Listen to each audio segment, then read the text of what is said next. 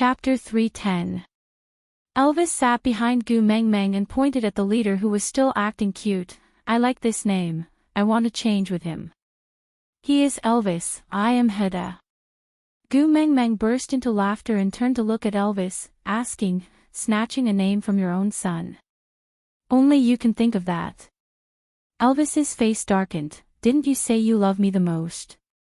Not even giving me a name. Gu Meng Meng was really speechless at Elvis's way of thinking. He had been persuading her to accept Leah every day, but now he was making things difficult for his son. Gu Meng Meng knew very well that this husband of hers was always amenable to coaxing but not coercion, so she pulled Elvis's hand and placed it on her waist, playing with his slender fingers while saying, "But I feel that the name Elvis suits you better. And I am already used to it. I will call Elvis when I need help, Elvis when I am bored, Elvis when I miss you, and Elvis when I am angry. If you change your name, I am afraid I will not be used to it." Elvis's expression softened and he held Gu Meng Meng's little hand, asking, "Do you really think that Elvis sounds better?" Gu Meng Meng nodded and said, "To me, this is the most special name. He carries our memories, and my love for you. So, this name is unique." Elvis smiled and kissed Gu Meng Meng's cheek, saying, "If you say it is good, then it is the best." Gu Meng Meng smiled and asked, "Then are you still going to change your name with Hedda?" Elvis raised his eyebrows and looked at Hedda coldly, saying, "If he wants to be the leader of Saint Nazir, he must first defeat me." "Just him?" Wait another 100 years. Gu Meng Meng scoffed and turned to continue looking at her son. "Baby, what do you think? You will be called Hedda in the future, all right?" Hedda actually did not understand what had happened. He only knew that his mother was very gentle when she called him Hedda, so he cried out happily, making Gu Meng Meng laugh again. "He said he likes it." Elvis translated. Gu Meng Meng was extremely surprised and turned to look at Elvis, asking, "You can understand what babies say?" Elvis smiled gently, then rubbed Gu Meng Meng's little head, saying, "To give birth to these 4 fellows, is my Xiao Meng really going to be dumb for 3 years?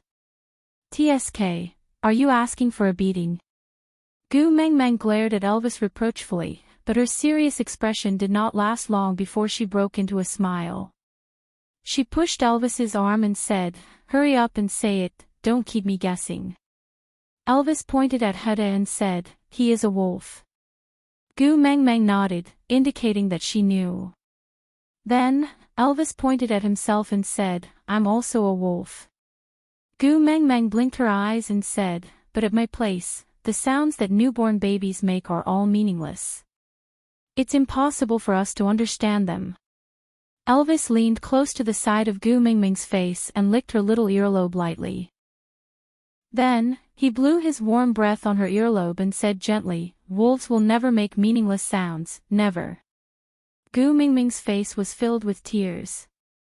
Gu Meng Meng's heart pounded. They were clearly an old married couple, right? They had already given birth to 4 sons, but she could feel that Elvis's hormones were getting stronger by the day.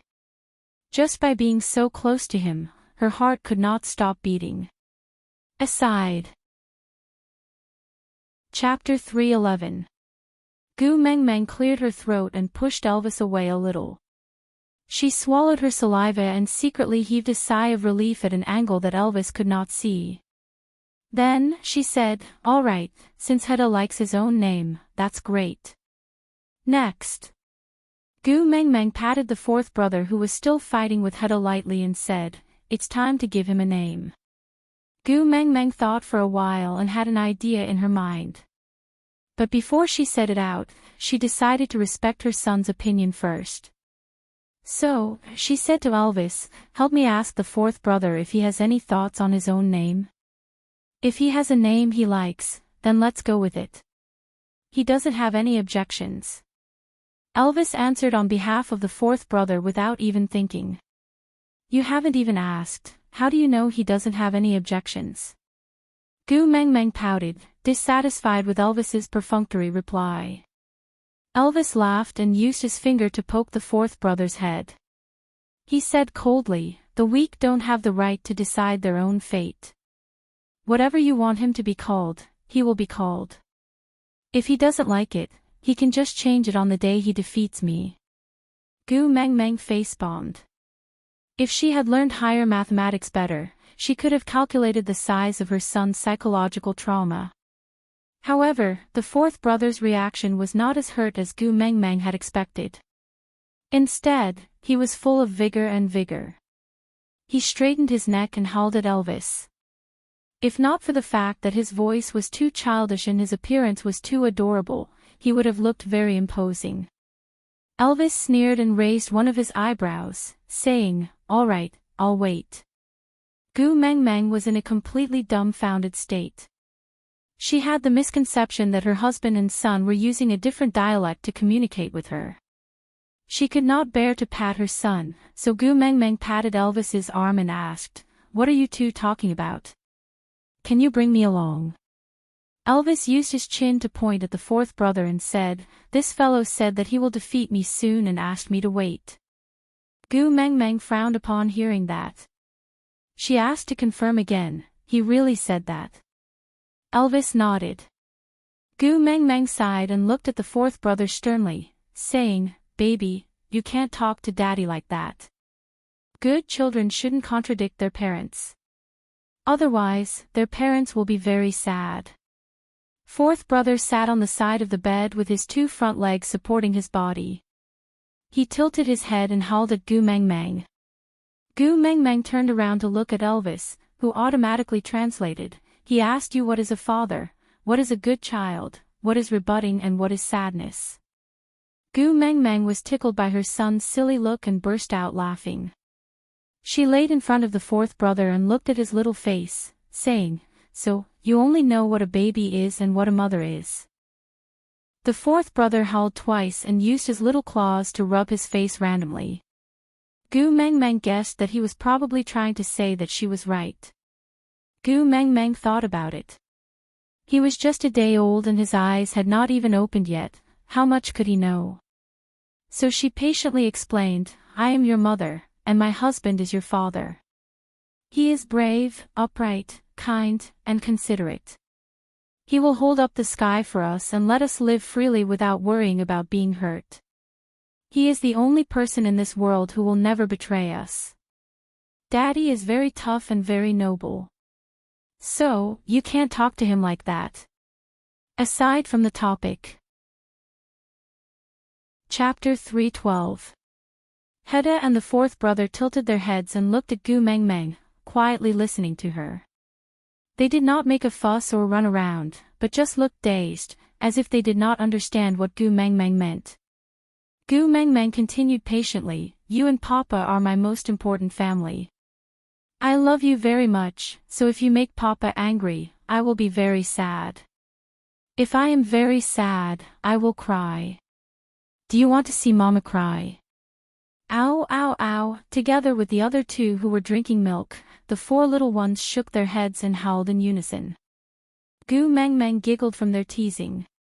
She kissed them one by one and said, "Babies who don't make their mama cry are good babies." Ow, ow, ow. The four little ones continued howling.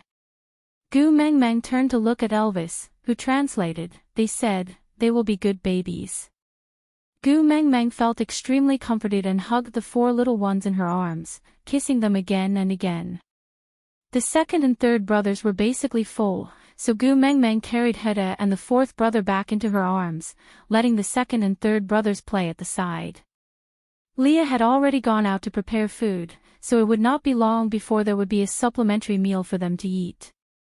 The eldest brother leaned against Gu Mengmeng's stomach and drank milk quietly, while the fourth brother kept howling as he ate, but his voice was very muffled and could not be heard clearly. Gu Mengmeng patted the back of the fourth brother and said, "Don't talk when you are eating, you might choke." Ow, ow, ow. The fourth brother opened his mouth and howled a few times at Elvis before continuing to eat. Elvis placed his leg under Gu Mengmeng's neck to make her more comfortable, and used his tail to support Gu Mengmeng's waist, so that she did not need to use her own strength. He pinched Gu Mengmeng's shoulders and translated, "He said he wants a name more impressive than Hedda." Gu Mengmeng smacked her head and said, Ah, I was so focused on educating the children that I forgot about naming them.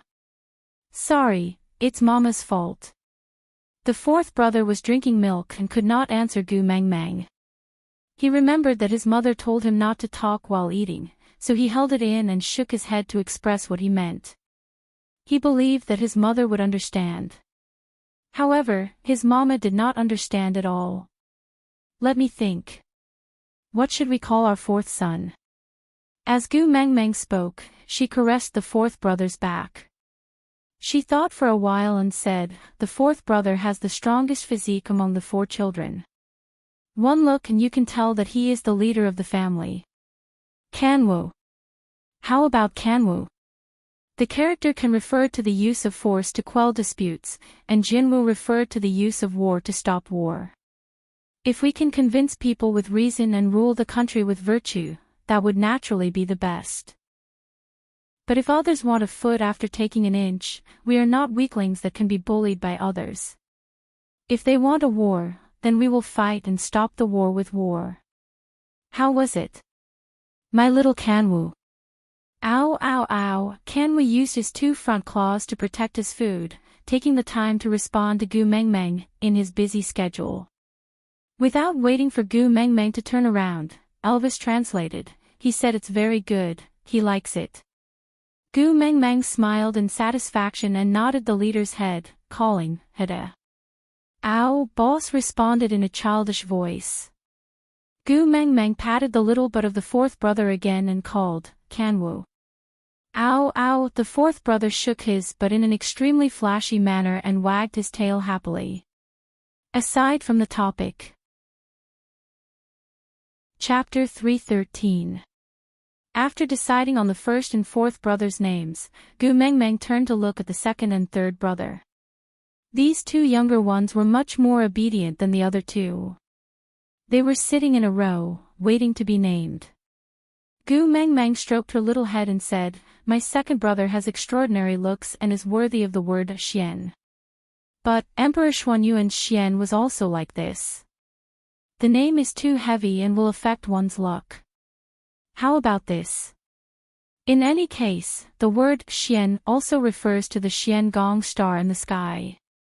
Let's add a pond in front of the word Xian, implying that my second son is the reflection of the Xian Gong star in the pond.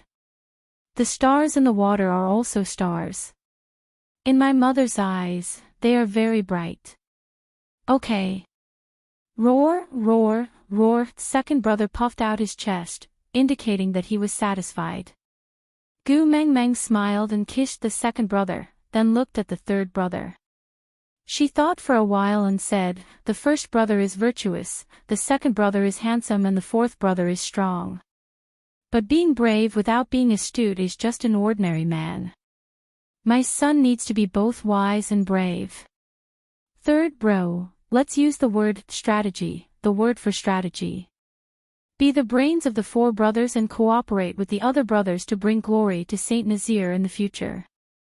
Gu Meng Meng thought for a while and said, adding a jia in front of the word blue is to give this child some Buddha's heart and Buddha's nature, or else, if he is harboring evil intentions, he will only be a waste of his intelligence and wisdom.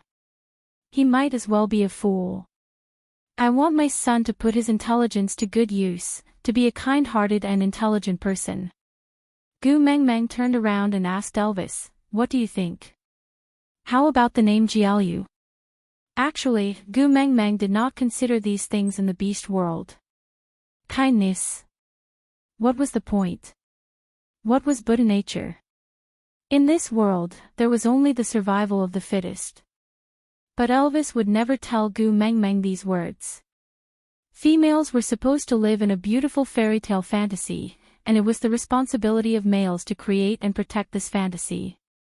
So, Elvis kissed Gu Meng Meng's forehead lightly and said, whatever you like is good. Gu Meng Meng smiled and turned to look at her son, asking, baby, what do you think? Do you like the name Jiaoyu? Actually, not only did Jiaoyu not understand Gu Meng Meng's explanation just now, even Elvis might not have understood it. But Jiaoyu remembered that his mother had told him not to go against his parents, or else his mother would cry in sadness. He did not want his mother to cry, so since his mother wanted him to be called Jiaoyu, then he would be called Jiaoyu. So little Jiaoyu nodded and even nudged his head against Gu Mingming's palm. He was obedient and considerate towards his mother. Hede, Qi Xian, Jiaoyu, Kanwu. Gu Mengmeng called out the names of her 4 sons one by one. The 4 little fellows were like musicians under the direction of a musician, raising their heads in response when their names were called. The other 2 stopped drinking milk and only used their hands to lay on Gu Mingming's chest, raising their upper bodies to respond to their mother's call. That's great, my precious sons all have names. Gu Mengmeng smiled brightly and gently. To Elvis, this was the most beautiful scene in the world. Leah carried the meat soup in just in time. After setting up the pot, he scooped a portion of the soup onto a large plate and placed it on the bed. He called out to the wolf cubs and the 4 little fellows ran to the side of the plate happily to start drinking the soup. There was no need for Gu Mengmeng to demonstrate at the side. Gu Mengmeng was surprised and raised her head to ask, "They can understand your words?" Leah nodded and said, "Yeah, I have always been more talented in languages than the rest and I have been with Elvis for a long time, so I know how to communicate with the wolf cubs." Gu Mengmeng faintly felt that she had discovered something and asked, "Then why didn't you just use your language to teach them how to drink the soup just now and insisted on me demonstrating?" Leah shrugged his shoulders innocently, then pointed at Elvis and said, "Because he wanted to see." Gu Mengmeng turned around and Elvis was shocked. He rubbed his nose and said, "He was the one who came up with the idea." Aside from the topic, thank you, coward, for tipping 100 points. Chapter 314. 2 weeks later, Kanwu was the first to open his eyes. The son Elvis hated the most had a pair of eyes that resembled him the most. It was the same azure blue, like the sea of stars, captivating people. It was just that this pair of eyes was clearer and more transparent, filled with curiosity and yearning for everything, without the coldness and vicissitudes unique to Elvis. Gu Mengmeng was overjoyed. She held Kanwu's little face and looked at his eyes carefully, then looked at Elvis's eyes and smiled.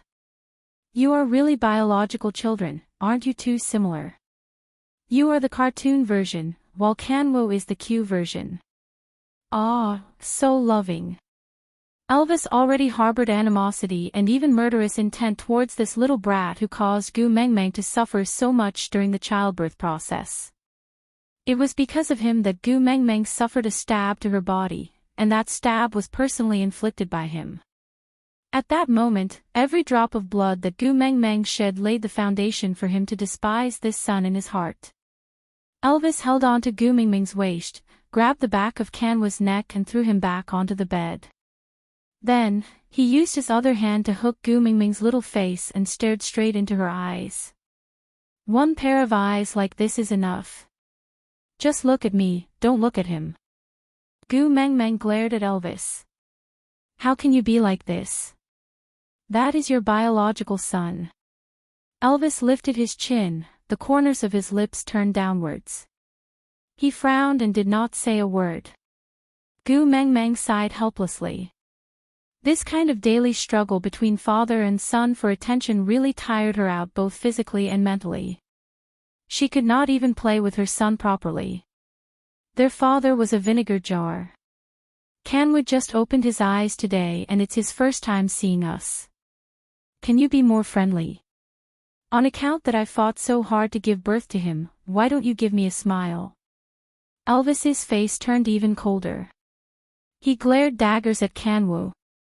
You almost lost your life to give birth to him. Gu Mengmeng used her elbow to poke Elvis's chest. Then may I ask, which brother put them into my stomach? Elvis was speechless. He frowned and lowered his head. Gu Mengmeng shook Elvis's arm and pleaded. All right, no matter what, isn't it good that our family is safe and sound now? Don't spoil the mood, smile. Elvis was helpless and forced the corners of his lips to curve upwards. But rather than saying it was a smile, it was better to say that he was baring his teeth. It was a very strange expression, as if he was threatening his opponent with a face full of unwillingness. Or perhaps, it was a little like a husky at the dentist's office. Gu Mengmeng could not help but laugh. She placed her palms together in front of her chest and said in an extremely exaggerated tone, "So handsome." Elvis was amused by Gu Mengmeng. His gaze was always gentle when it met hers. Only then was Gu Mengmeng satisfied. She leaned into Elvis's arms and said, "Isn't this good, a family, harmonious and beautiful?" Elvis caressed Gu Mengmeng's head and kissed her hair. He said in a helpless and doting tone, "As long as you're happy, I'll listen to you." Gu Mengmeng skipped to the side of the bed and carried Kanwu, who had just been thrown onto the bed. She kissed his little face and then placed Kanwu on Elvis's head. She smiled and said, "TSK TSK TSK, is this the legendary fatherly love as heavy as a mountain? Hubby, to be honest, you look super stalwart and manly with Kanwu on your head." Elvis really did not like Kanwu, but he treasured Gu Mengmeng's smile. So even though he was unwilling, he did not throw Kanwu down. But he was willing, but it did not mean that Kanwu was willing too. A gush of warm liquid flowed down from the top of Elvis's head. Green veins popped up on Elvis's forehead instantly. Gu Mengmeng had never reacted so quickly in her life. She hugged Kanwu from Elvis's head and protected him in her arms. Then, the cave echoed with Elvis's, "Come over, I promise I won't beat you to death," and Gu Mengmeng's laughter and pleading for mercy on behalf of her son. Aside from the topic, this is the end of the explosive updates. All my babies, remember to join the group and participate in the activities. Please refer to the announcement in this article for the details of the activities. Also, after today's update, Wenwen's VIP group will be officially opened. After the activities, the method to join the VIP group will be announced in the group. After joining the V group, there will be no need to go online to look at Meet. Susu will directly send the document to the group also. From today onwards, there will be no more side events in the group. After all, side events are benefits for the babies who support Susu. Susu's meat, not everyone can eat it right. Chapter 315. Among the four sons, the third Jiaoyu's eyes were the most similar to Gu Mengmeng's. They were coffee-colored and looked a little like amber. Moreover, Jiaoyu's eyes were bigger and rounder than Gu Mengmeng's, making him look more innocent and adorable. Because of this pair of eyes, Jiaoyu was the only one among the four sons who could receive a smile from Elvis. 5 weeks later, Elvis and Leah unanimously agreed to let Gu Mengmeng wean all four sons. This made Gu Mengmeng very, very resistant. Whose child can only drink milk for a little more than a month? It's normal for us to feed them until they are 1 year old. Even if the situation doesn't allow it, we should at least feed them for a full 8 months, right? Gu Mengmeng held Elvis's hand and fought for her sons. Little Jiaoyu was lying on Elvis's shoulder. He howled twice, but no one knew what he was saying. But Gu Mengmeng immediately said, "Look, our sons already said that just a little more than a month is too little. This is abuse, inhumane abuse." Elvis looked up and met Gu Mengmeng's eyes. He replied seriously, "I am a wolf and I don't have any humanity." Moreover, Jiaoyu said that they have already started to grow teeth and can eat the meat cooked by Leah. It doesn't matter if they are weaned. Gu Mengmeng looked at Leah doubtfully and asked, "Really? Jiaoyu really said that?" Leah nodded, indicating that Elvis was telling the truth. Elvis's face darkened. "I won't lie to you." Gu Mengmeng carried Jiaoyu down from Elvis's shoulders, turned around and secretly tapped his little nose. She lowered her voice and said, "Mummy is helping you fight for your welfare. Why did you change sides?" Elvis was stunned. Elvis stood up and hugged Gu Mengmeng's waist from behind. He rested his chin on her neck and said gently, "Because this fellow has half of your blood, so he has humanity and a conscience. He knows that squeezing Mummy for nutrition is wrong. As males, they should rely on themselves to survive. Gu Mengmeng shrugged her shoulders and said unhappily, "What do you mean by relying on themselves to survive? Is there something wrong with you?" Leah struck up a conversation at the right time. They have already started to grow teeth. If they don't stop breastfeeding soon, they might accidentally scratch your skin. In order to protect you, they will habitually eat with their gums, which will hinder the growth of their fangs. In the future, if they encounter danger, fangs that are not sharp enough may kill them. But Gu Mengmeng wanted to retort, but she suddenly realized how weak her rebuttal was. Yes, she and Elvis could protect the little wolves now, but could she protect them forever and not let them be independent? What was taken for granted in the modern world had become spoiled here. Gu Mengmeng fell into deep thought, feeling a little down. She didn't know what she was feeling melancholy about. She just felt that her son wasn't as dependent on her anymore. Jiaoyu howled twice in Gu Mengmeng's arms. His childish voice was especially lovable. Gu Mengmeng kissed his little head and said, "You guys don't need a mother so soon." Jiaoyu's face turned red. Jiaoyu wagged his tail and stuck out his little tongue to lick Gu Mengmeng's face. Then, he tilted his head and looked at Gu Mengmeng. He did not say anything, but Gu Mengmeng could feel his concern. "Are you comforting Mummy?" Gu Mengmeng smiled and said, "Mummy is too useless. She actually let a 5-week-old baby comfort her." "Ow wow!" The other 3 little ones also gathered around Gu Mengmeng's feet. Their front paws clung onto her calves as they howled in a childish manner, as if they were saying, "Mummy, don't worry, we won't leave you." Aside from the topic, "Come, babies, the quiz is starting. Please listen to the question."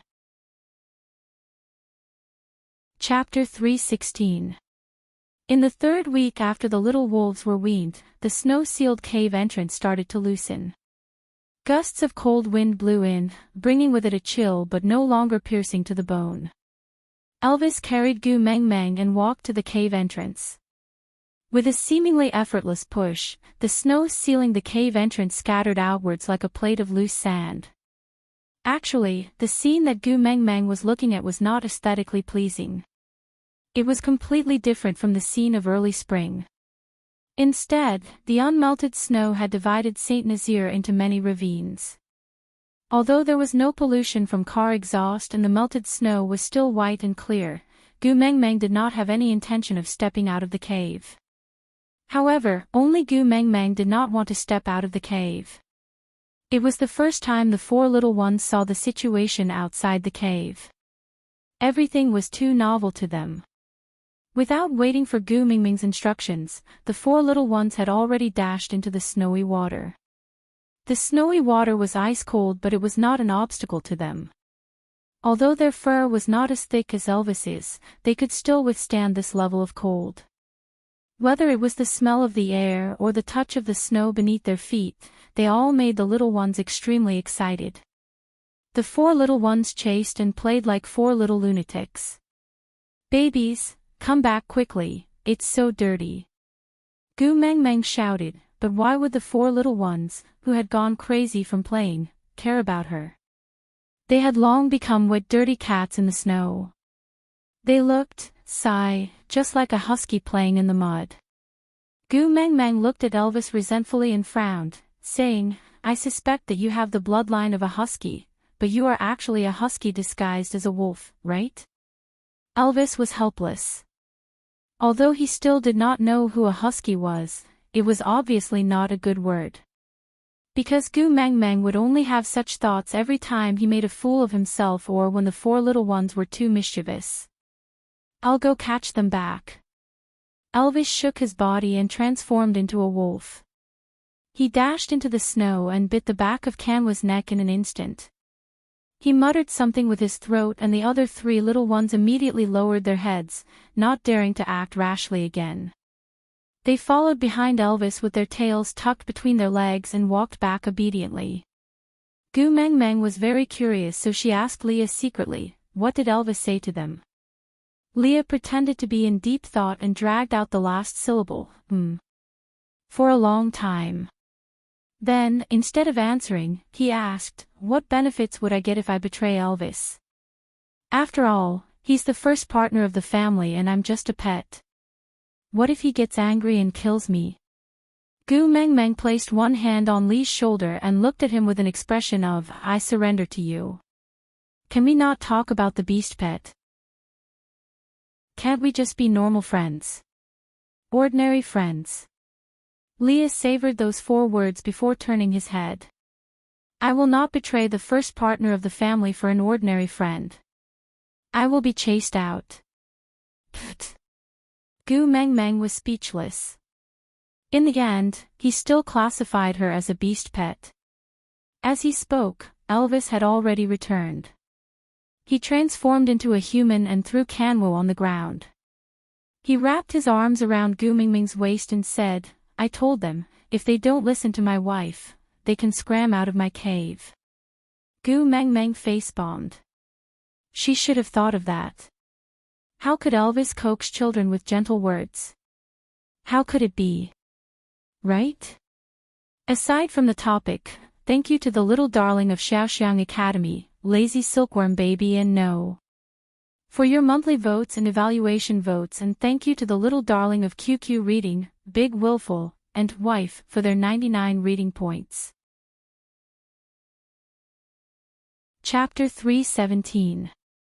In the end, Gu Mengmeng did not manage to hide back into the cave. Elvis transformed into a wolf and shook the black fur on his body. Leah carried Gu Mengmeng onto Elvis's back while he followed behind Elvis. His large tail swept across Gu Mengmeng's back from time to time, in a flirtatious manner. Just as Leah had said, he was dutifully playing the role of a vixen that was allowed by the legal wife. The 4 little ones were forbidden from running around on the snowy ground because of their mother. After all, they were still too young and could not transform like Elvis to get rid of the dirt on their bodies. If their fur remained wet, Gu Mengmeng was worried that they would catch a cold. So, Jiaoyu, the only one that Elvis liked, laid beside Gu Mengmeng's legs obediently, near Elvis's shoulder. The oldest, Heda, was carried in Gu Mengmeng's arms, acting cute to his mother from time to time.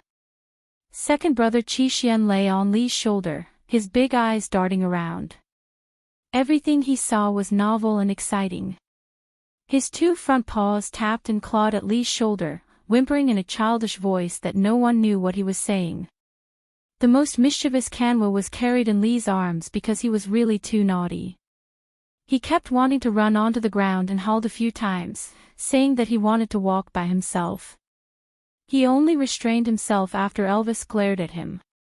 He did not dare to make a fuss in the open, but he kept trying to escape from Li's arms secretly. Leah pinched his 2 hind legs and patted his little butt lightly with his other hand.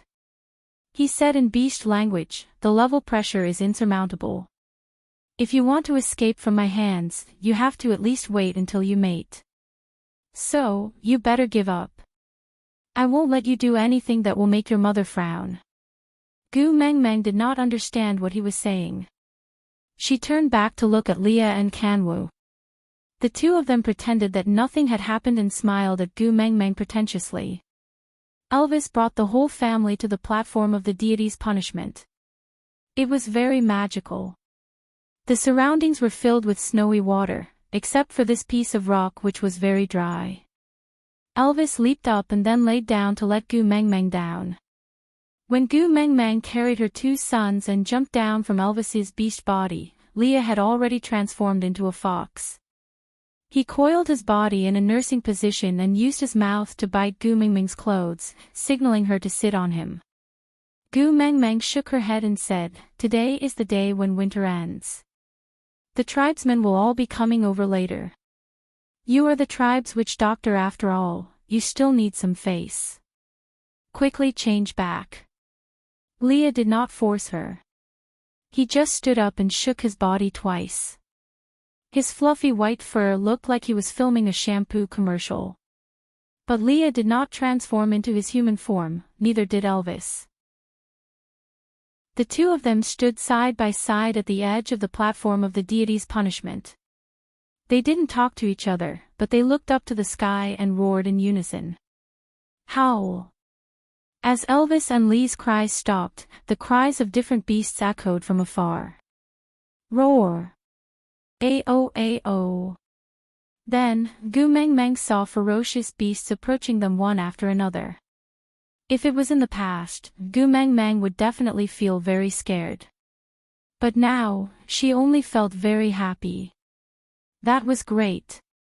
Everyone had successfully survived the winter. She had been worried that she would not be able to see many familiar faces again after the beginning of spring. That was great. Aside from the topic, thank you to Xiaoxiang Academy's baby, Sway, for giving me 2 monthly tickets. So touched. Chapter 318. Gu Meng Meng wanted to find someone she was familiar with among the beasts, but to her, everyone's beast form was no different from normal wild beasts. She really could not tell who was who. However, it was easy to distinguish the female sitting on the back of the male beast. From afar, Gu Meng Meng saw a soft and adorable girl wearing an oversized beast skin dress. She was rubbing her eyes as she sat on the back of a golden cheetah, walking towards them. Gu Meng Meng recognized that pair of ears, but did not dare to recognize that face. She had a slender waist, long legs and arms that were even slimmer than Gu Meng Meng's. She had a small oval face and big watery eyes that carried a sleepiness unique to spring. She looked like she was still in love, and when she saw Gu Meng Meng from afar, a sweet smile bloomed on her face.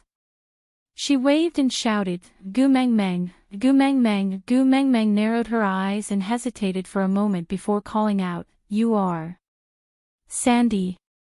Sandy pouted, clearly unhappy. She grumbled, It's only been a winter since we last met. Why do you look like you don't know me? Gu Meng Meng could not help but clap her hands and exclaim, Damn, how did you spend the winter? Did you go to Korea for plastic surgery and liposuction? Howl! The golden cheetah that was carrying Sandy lowered its head and scratched the ground with its front paws, making a sound that no one knew what it was trying to say. Sandy smiled and hugged the cheetah's head to kiss it. It's good enough that we survived, who wouldn't be skinny?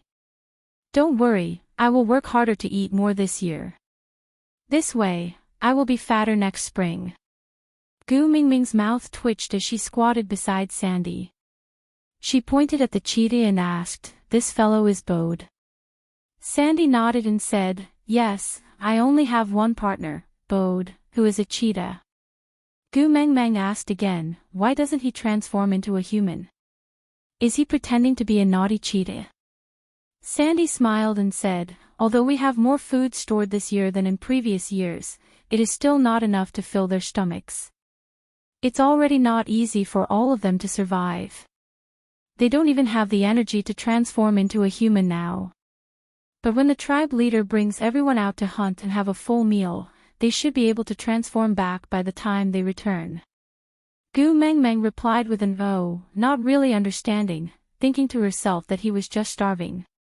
Just as she was about to say something, the 4 little ones could no longer hold back their excitement and rushed to Gu Meng Meng's feet. They circled around her, wagging their heads and wagging their tails as they howled. Gu Meng Meng patted their little heads and asked, What's wrong? Didn't you just eat when you left? Are you hungry again? Roar, roar, roar, the little fellows shook their heads vigorously. Then what do you want to do? Gu Meng Meng felt a deep sense of sorrow. Damn, she actually had a language barrier with her own son.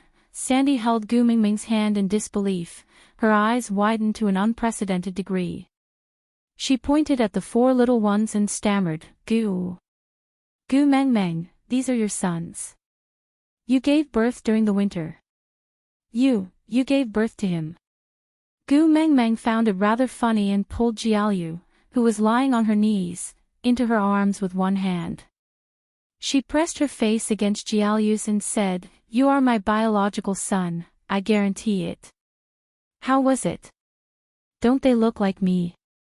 Sandy nodded her head like a pounding garlic, the admiration on her face had already broken through the horizon. Tears welled up in her eyes and she was about to lose control of her emotions. She hugged Gu Mengmeng excitedly and said incoherently, "That's great, that's great. We finally have cubs." Aside from the topic, thank you to the baby of Xiaoxiang Academy, Orchid Jade Tree, for the 4 monthly tickets and 1 flower. Love you. Chapter 319. The corners of Gu Mingming's mouth twitched, not knowing whether to laugh or cry. Why was Sandy's words so misleading? She made it sound like she had given birth to this child with her. Ow ow ow. Jiaoyu was sandwiched between Sandy and Gu Mengmeng, almost suffocating. He struggled to escape, but this strong auntie was so strong despite looking so skinny. His struggles were futile, and he could only let out a miserable howl in hopes of attracting his mother's attention. But luckily, Sandy immediately let go of Jiaoyu's cry. She wiped her tears and said embarrassedly, sorry, I was too agitated. Saint Nazir finally has a nest of cubs, there is finally hope for our tribe. Gu Mengmeng knew that Saint Nazir was founded by Leah and Elvis. Ever since it was founded, only Nina had conceived a nest of eaglets, but because of Nina's perverted and twisted mentality, this nest of eaglets had all died in her father's hands. And after that, Saint Nazir did not have any more cubs born. Every winter, a batch of male beasts would die, and during the spring beauty pageant, the tribe's first beauty would come forward to attract a new batch of male beasts to the tribe to replenish their numbers. But no one knew how many of these replenishing members would survive the next year, so the cohesiveness of Saint Nazir was not as strong as other tribes with strong reproductive abilities. Because there were only 2 core members in Saint Nazir, Leah and Elvis. The other males who had already mated would follow their females. If one day the female was unhappy and wanted to leave Saint Nazir, the males would definitely follow her. And the males who did not mate would most likely take a liking to a female from another tribe during the beauty pageant the next year, and run off with her, so, it was a very important matter to have their own cubs. This meant that the number of core members in the tribe would increase. Of course, it would be even better if they could give birth to a female cub, because if it was a female cub from the tribe leader's family, then her partners would all become the core of the tribe, which was the strongest cohesiveness of the tribe. However, to a tribe like Saint Nazir which had always been short of manpower, it was already a joyous occasion for them to have these 4 new troops. So, Nina could not be blamed for being so agitated. Gu Mengmeng patted Sandy's hand and said, "Hey, don't be so agitated. Maybe you can give birth to a female cub for our tribe this year." At that time. How about a betrothal? Sandy tilted her head and asked, "What is a child betrothal?" Gu Mengmeng waved her hands and called the 4 little ones over. Then, she said, "In the future, if you give birth to a male baby, let them become brothers. They can help each other and support each other. If you gave birth to a female..." Gu Mengmeng rubbed her nose and smiled awkwardly, "Just let her choose one of our sons that she is satisfied with and prioritize him." Gu Mengmeng also did not want to arrange her son's marriage so early, but the ratio of males and females in this world was too abnormal, she could not possibly let her son be a bachelor forever, right? It would be fine if he was always single, but what if he met a perverted female like Nina? Rather than that, Gu Mengmeng was more willing to let her son be with Sandy's girl. At least they could get to know each other. Sandy was a gentle woman, and her daughter was no worse. Moreover, they were from the same tribe. If they really gave birth to a female cub, Gu Mengmeng would naturally teach her well as a daughter-in-law. Aside from the topic, thank you to Xiaoxiang Academy's baby, 13080716417, for the 3 monthly tickets. True love indeed, you left all the tickets for me, right? Chapter 320. Alright. Sandy agreed readily and smiled sweetly, "If I can really give birth to a female cub, I will let her choose your son as her first partner." Gu Mengmeng laughed happily and pushed her sons' butts. Hey brats, aren't you going to greet your future mother-in-law? Mother-in-law? Sandy tilted her head and asked. It means the mother beast of one's female partner. We call it mother-in-law over there. Gu Mengmeng explained. Then what should the father beast of the female partner be called? Sandy asked. Father-in-law. Gu Mengmeng answered without hesitation. Sandy tapped her chin and thought for a while before saying, so Elvis has to call Leah father-in-law now. Pfft. Gu Mengmeng choked on her own saliva. She laughed dryly. Your burning heart for gossip, can't you think of something else? Sandy chuckled and said, seeing that you and Elvis have finally become partners, I feel much more at ease. You don't even know how worried I was that you would leave Saint Nazaire. I even thought that if you were to leave, no matter where you go, I will follow you. Although Saint Nazaire is really important to me and my life here has always been stable, I don't want to leave you. Sandy hugged Gu Mengmeng's waist and said coquettishly.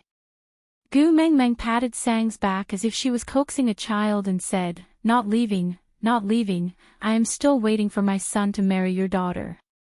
The four little ones were completely uninterested in things like mother-in-law, especially when this mother-in-law occupied their mother the moment she came. Usually, their mother would hug them, but now, she was hugging this auntie with monstrous strength. TSK, so disgusted. The four little ones snorted and ran to one side to play. Seeing that the four little ones had left, Sandy then sat up straight and asked softly, where is Elvis's mark on your body? Can I see it? Gu Mengmeng tugged at her collar and revealed her collarbone. A black wolf stood there arrogantly, with its head held high and chest puffed out, looking valiant and formidable. Ah, it's already so close to the heart. He must be overjoyed, right? Sandy nudged Gu Mengmeng lightly in a flirtatious manner, then glanced at Elvis from the corner of her eyes. She covered her mouth and giggled.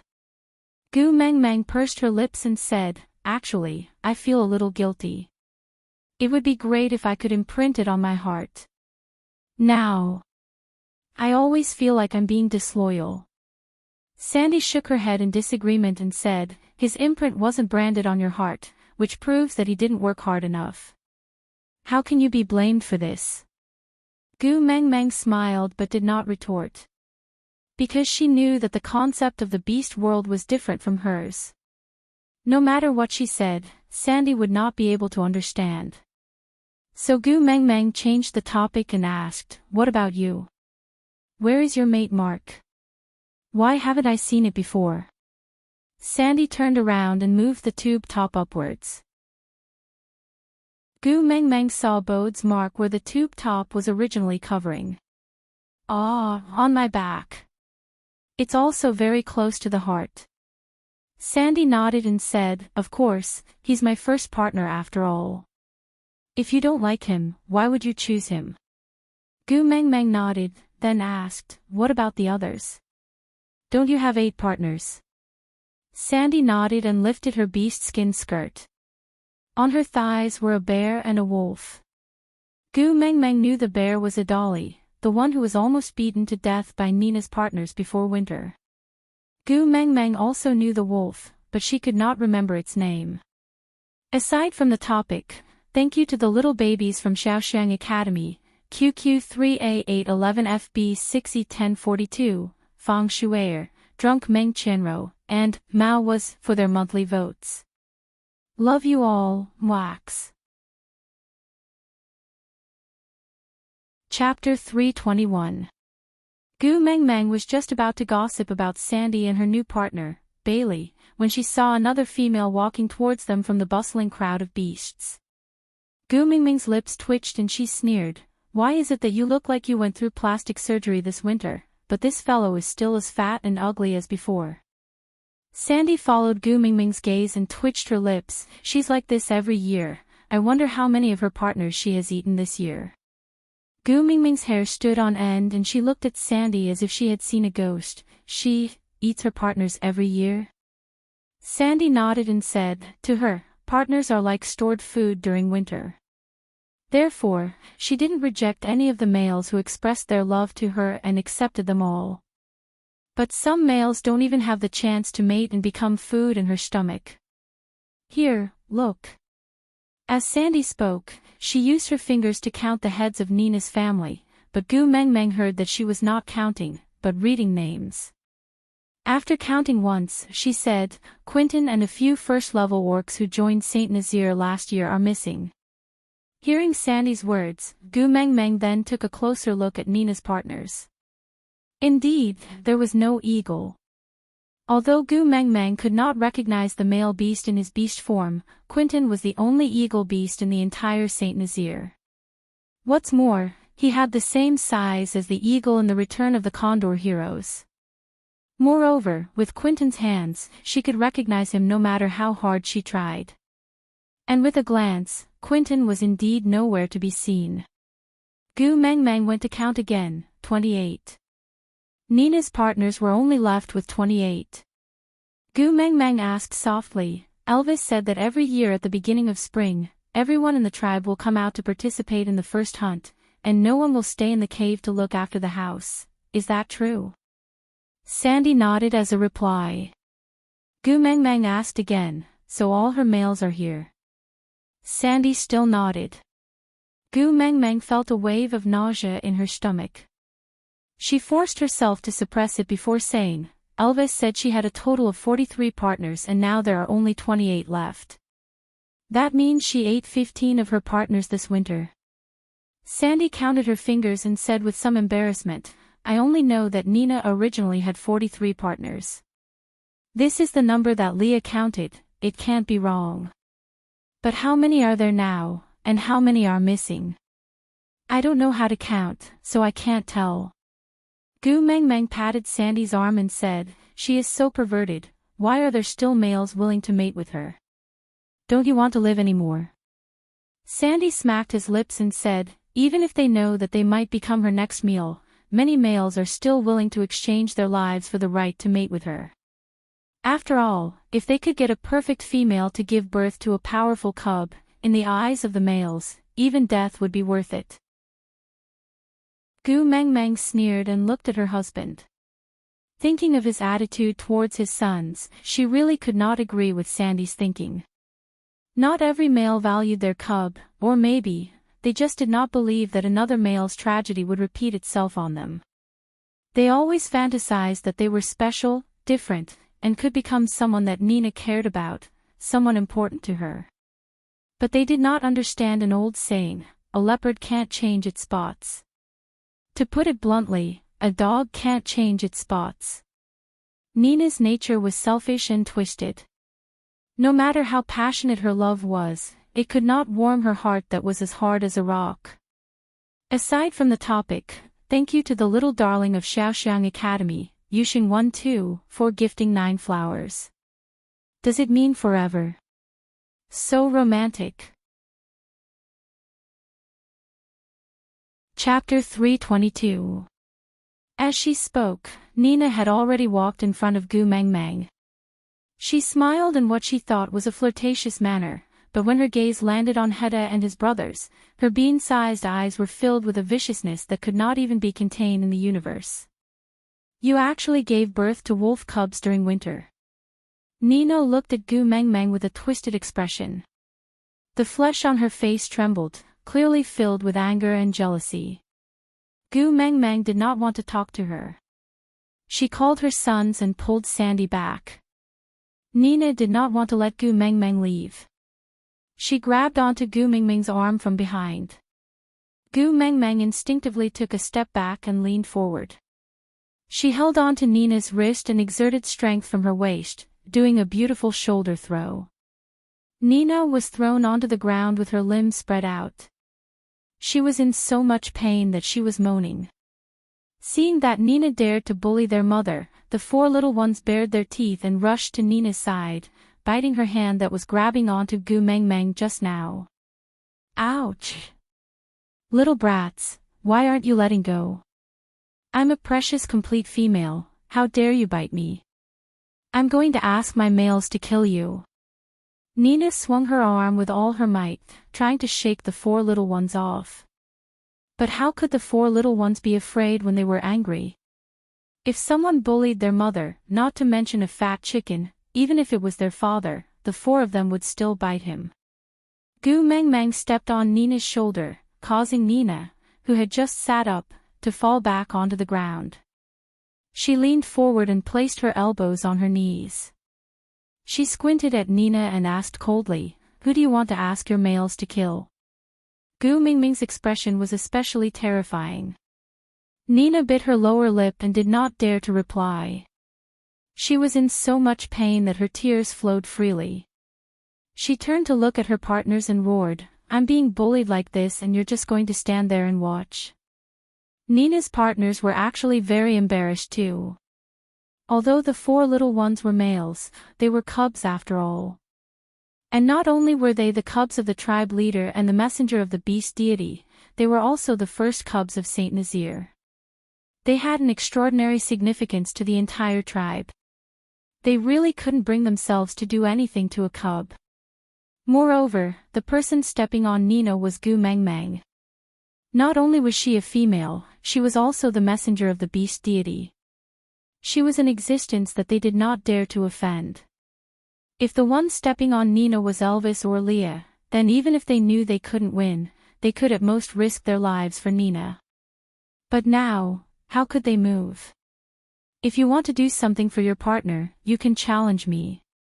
Leah was purely there to watch the show. He transformed into a human and stood behind Gu Meng Meng with a smile, facing Nina's partners who were hesitating but were at a loss of what to do. "Oh, let me introduce myself. I am Gu Mingming's beast pet, Leah." After Leah finished speaking, the entire Saint Nazir fell into a strange silence. Gu Meng Meng just wanted to slap Leah to death. What he said was equivalent to cutting off her own path of retreat. If Gu Meng Meng stood out to deny it now, it would be equivalent to abandoning Leah. With his status and reputation, the entire beast world would probably know that he had degenerated to become a beast pet and was even abandoned. He was betting his entire life, betting that if she still cared for him a little, she would not deny it in front of everyone. But, he won. Gu Meng Meng sighed. In the end, she did not say, "He's not," on the spot. Aside from the topic, thank you to the little baby from Shaoxiang Academy, Snow on the Streets, for the flowers. Chapter 323. What? You actually became a beast pet for her.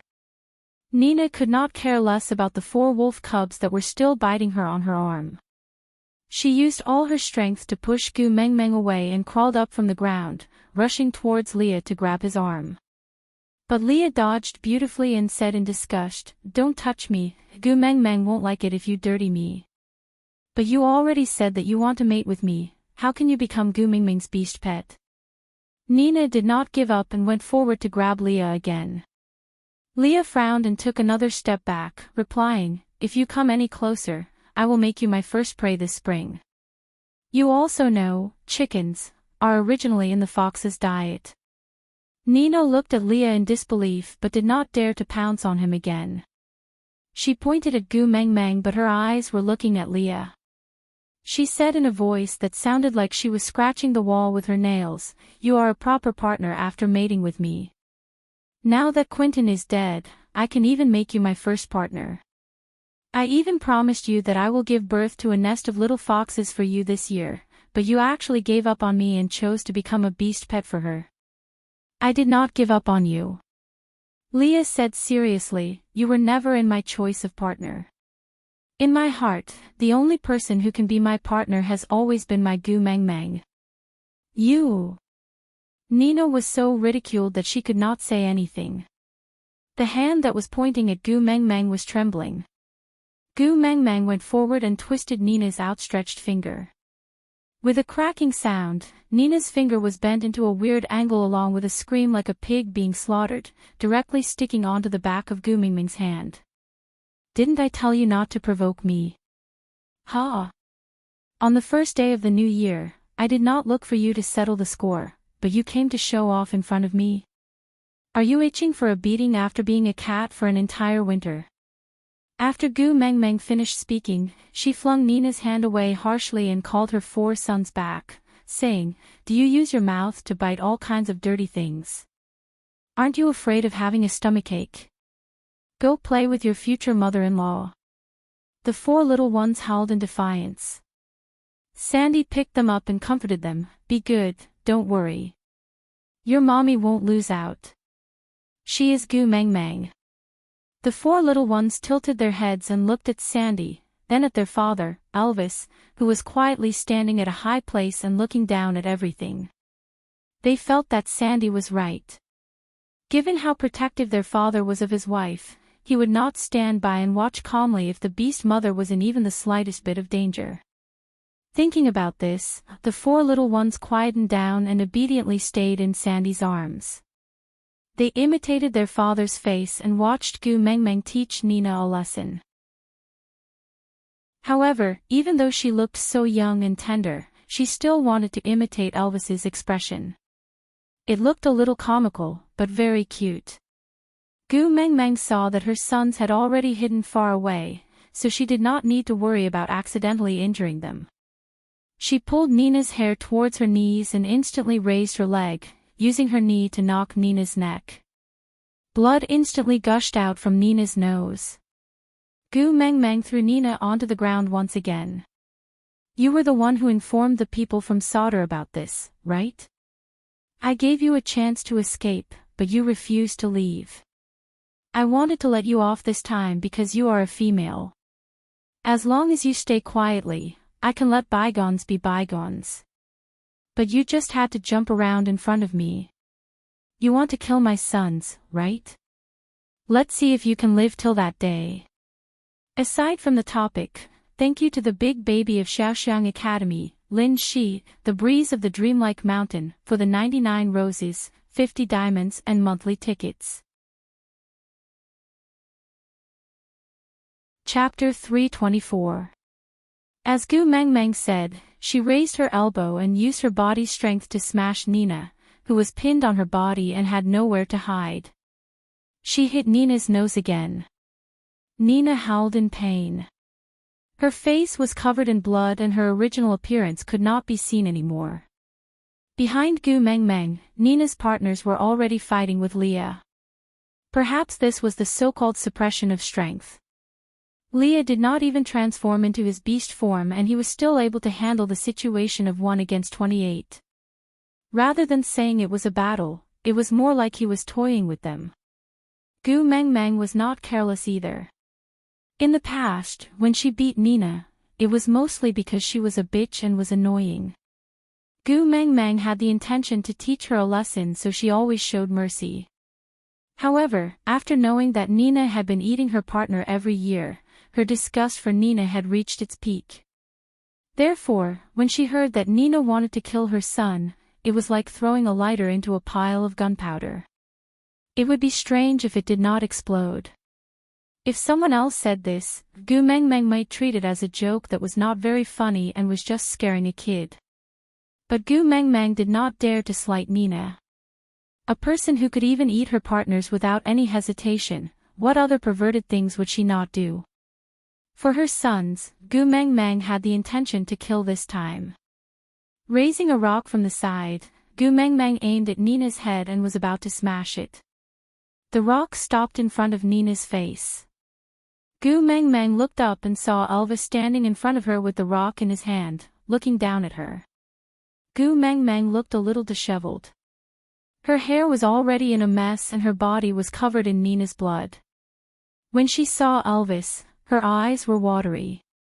She was the one who kept beating them up, but she just felt so wronged. Looking up at Elvis, Gu Mengmeng said, "She said she wants to kill our sons." Elvis nodded and took the rock from Gu Mengmeng's hand and threw it to the side. Then, he carried Gu Mengmeng up from Nina's body and wiped her blood-stained face gently and carefully. He said, "If she has the ability, go ahead and kill them."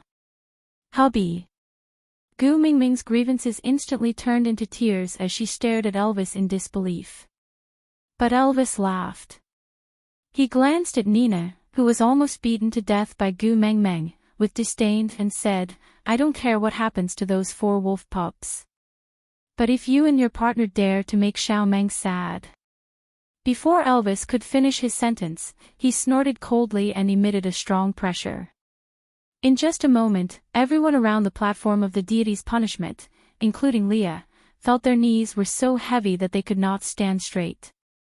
Leo was slightly better off than the rest. He only knelt down on one knee in submission, while the rest were pressed to the ground, unable to move. The weaker ones fainted on the spot. Gu Meng Meng did not feel anything towards the beast pressure, she just felt that Elvis's cruel and cold expression was so handsome.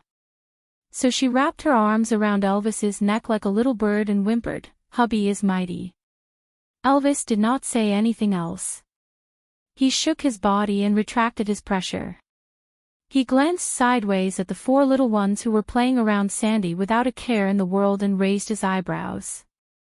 Even Leah, an adult 3rd-level beast, could not withstand the pressure, but these 4 were actually fine. Aside from the topic, thank you to the little baby, Yunling Feng, from Shaoxiang Academy for the 5 monthly votes and 1 evaluation vote. Today's update has ended. Continue tomorrow.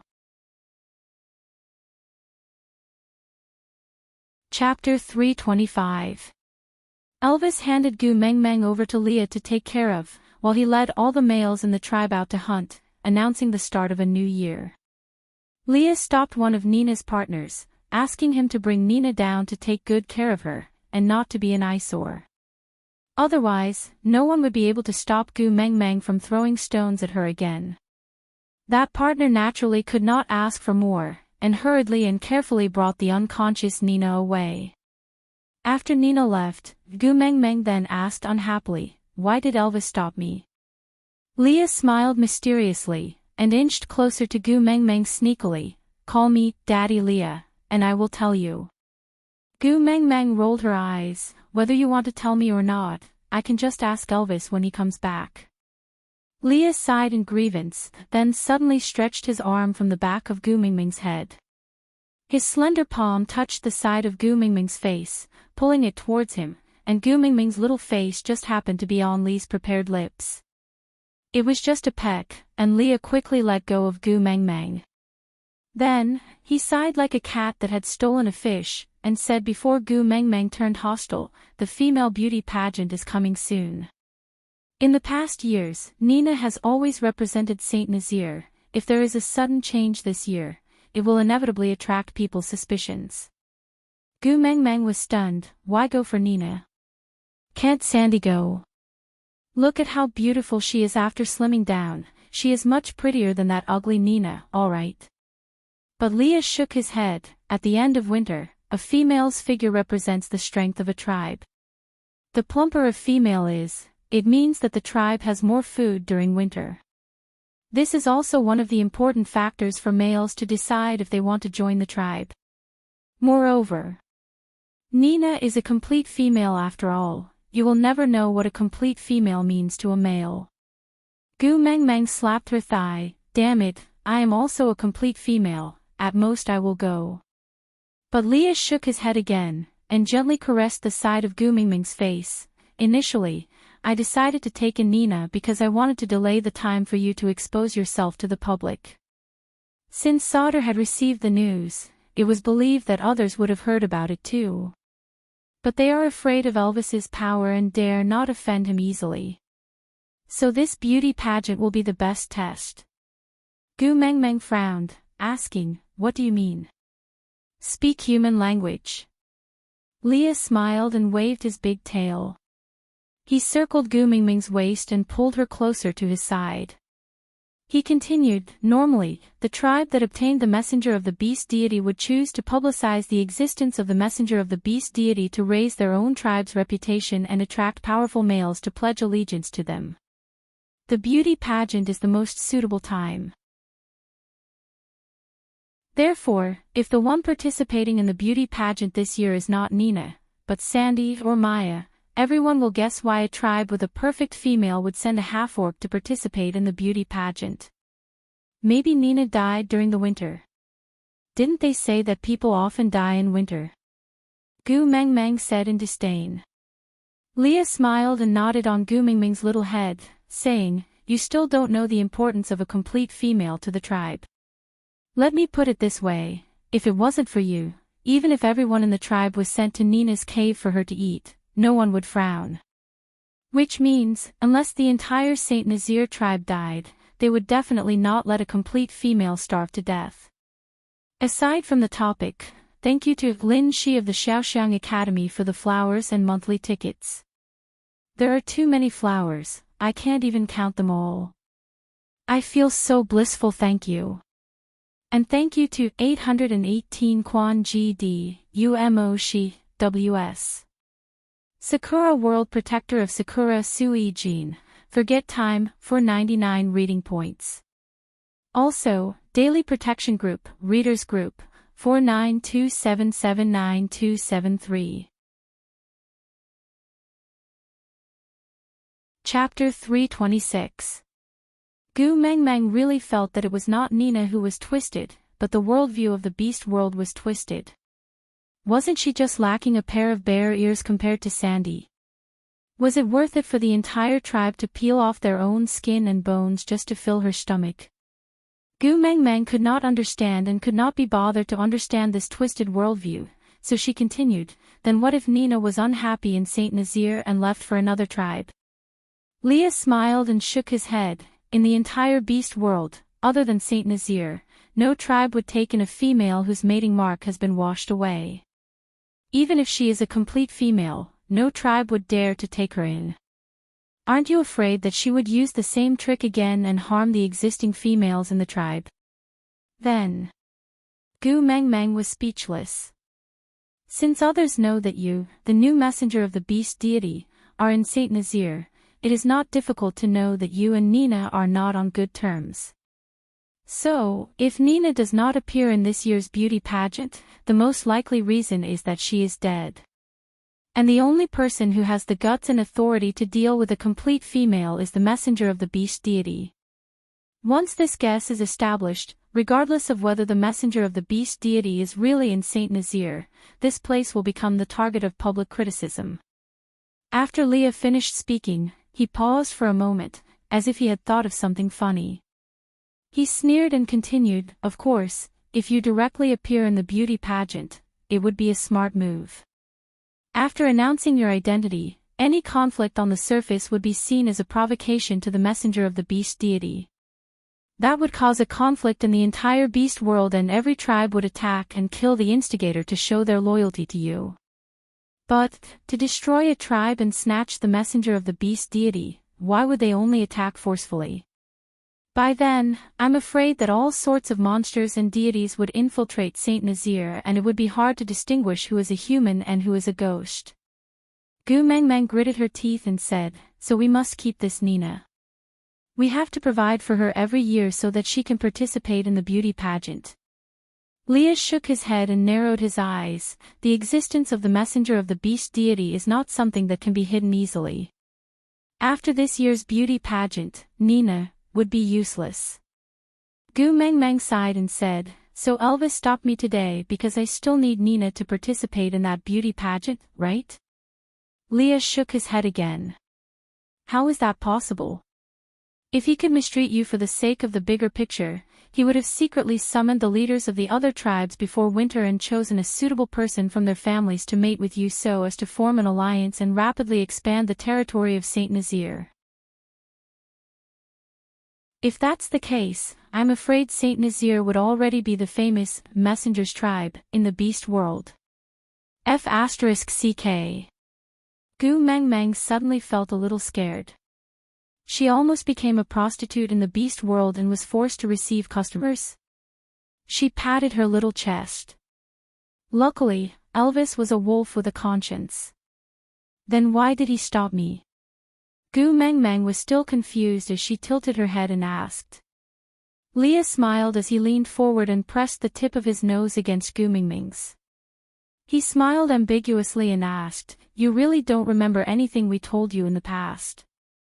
Gu Mengmeng retreated backwards awkwardly but unfortunately, Her body was circled by Lee's big tail and the space she could move was limited. She cleared her throat and pushed Lee's chest away, saying, "You can talk if you want, don't stick close to me." Leah retreated back resentfully and sat properly. He looked at Gu Mengmeng sadly and said, "He stopped you because he knows you are soft-hearted and afraid of blood. He doesn't want any dirty memories to remain in your memory." Aside from the topic, thank you Xiaoxiang for reading Zishua's evaluation votes. Thank you everyone for helping me to give 5 good evaluations. Chapter 327. Gu Mengmeng placed her hands on her hips and asked, "Who told you that I'm afraid of blood?" "Ah. I, Lilith Miss, am very daring. Killing chickens and slaughtering geese is as easy as lifting a hand. I won't even blink." But Leah smiled, it was a rare bright smile. Looking at Gu Mengmeng, he tapped on her little nose and said, "Elvis, and I still remember clearly how badly you cried on the day of your coming-of-age ceremony." Gu Mengmeng's aura instantly became like a little flame that was just lit up and had a bucket of ice water poured over it. After a sizzling sound, there was only a wisp of green smoke left. "Mengmeng." Leah suddenly looked at Gu Mengmeng affectionately with a faint smile. His expression was serious, which was rare for him. After looking at Gu Mengmeng for a while, he continued, "Can't you try to rely on us occasionally? Elvis and I, we're waiting for your orders just now. If you want Nina to die, you only need to say the word. No matter if you called Elvis or me, we can do it for you. But why don't you give us a chance?" Gu Mengmeng sighed and said, "It's not appropriate to drag a man into a fight between women, right? Moreover, she's obviously not my opponent." Leah did not buy it. He tugged at the corner of Gu Mengmeng's shirt lightly and stared at his and Gu Mengmeng's overlapping shadows. He said in a low voice, "I'm envious of Barit." "Ah." Gu Mengmeng did not quite understand. Why did Barit get involved when talking about Nina? Lee's tone was low and slow. That faint smile of his made one feel a little sad. "Barit at least went up the platform of the deity's punishment for you, while I did not even have a chance to express my loyalty to you." Leah suddenly raised his head and looked straight into Gu Mengmeng's eyes. His long and narrow eyes were filled with deep hesitation. He asked softly, "Is it because I'm a beast pet that you don't give me a chance?" Gu Mengmeng slapped Lee's head and said, "Did you graduate from a drama queen academy? Why are you so dramatic? Why are you pretending to be a peaceful, green tea bitch? I won't be angry if you don't mention the beast pet. But you announced that you're my beast pet in front of everyone. Did you ask for my opinion? How am I going to explain this to Elvis? I just got married, and my 4 children haven't even reached 100 days old, and now I'm keeping a vixen at home. Are you kidding?" Lee's mood disappeared after Gu Mengmeng's slap, so he regained his usual smile, flirtatious and flirtatious. He used his large tail to sweep Gu Mengmeng's body and softened his body in an alluring manner. He leaned into Gu Mengmeng's arms and looked up at her, saying, "Didn't you also not explain to Elvis when you were rearing rabbits in his cave? Why do you need an explanation for raising a fox now? Damn it, rabbits are not intelligent." Gu Mengmeng roared and pushed Leah. Leah took the opportunity to turn around and stand behind Gu Mengmeng, hugging her from behind. He rested his chin on Gu Mengmeng's shoulder and bit her earlobe softly. "Then why didn't you just expose me just now?" Gu Mengmeng looked at Leah. "You are the witch doctor of the tribe after all. If I humiliate you in front of everyone, how can you live in the tribe in the future? Your heart aches for me." Leah smiled. "Cut the crap. Hurry up and help me think of a way to settle this pet beast issue. I'm not acting in investiture of the gods, there's no use for a vixen. You came to the wrong recording studio." Aside from the topic, thank you to Xiaoxiang's baby, Cukebase 5A865F62, for tipping 100 points. Chapter 328. Leah shrugged his shoulders and smiled. That's easy to solve. As long as you mate with me, I won't be a beast pet anymore. Gu Mengmeng glared at Leah with a darkened face. She repeated with her most serious expression, I grew up accepting monogamy. I will only have one husband in this lifetime. You better give up on this idea and consider others. Leah pouted his lips and said seductively, the second method, when do you want to try snow fox meat, scram?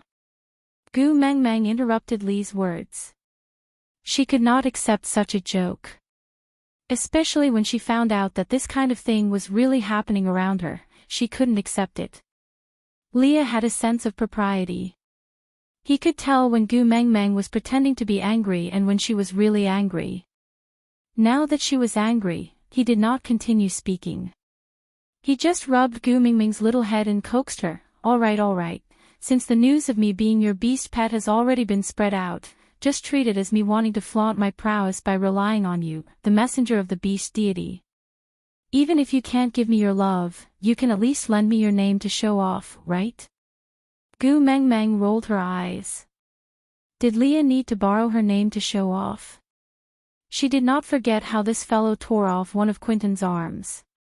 She also did not forget how he left the same scar on Sandy's partner on so many of Nina's partners within 3 seconds.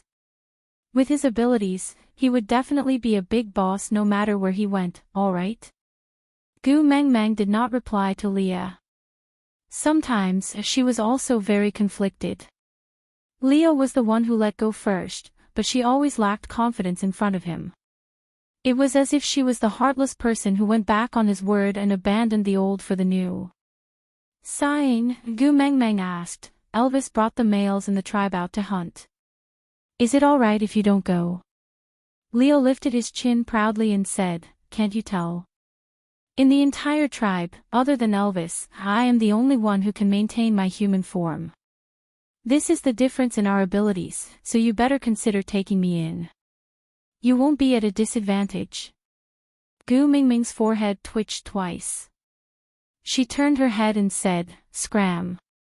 Gu Mengmeng ignored Leah and just pulled Sandy to the side. Leah did not follow them and only called the 4 little ones to play at the side. You really don't intend to accept Leah? I felt that Leah wasn't bad. Although he had a messy past with Nina, he probably had his own difficulties. I'm not as smart as you, but I can tell that Leah is sincere towards you. You can't possibly not feel anything, right? Moreover, Leah has already announced to the world that he is your beast pet. If you still refuse to accept him, he will be laughed at by others. Gu Mengmeng tilted her head and looked at Sandy helplessly. Why are you also trying to persuade me to accept Leah? I have already mated with Elvis. I have a husband, a married woman, do you understand? You're still fooling around outside. You're going to be drowned in a pig cage, okay?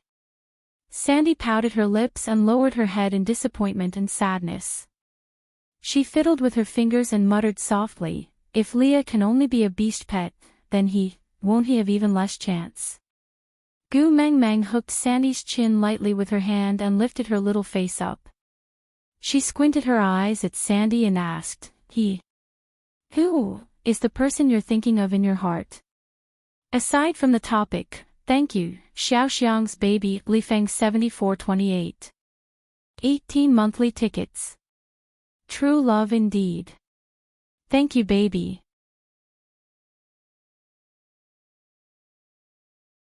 Chapter 329.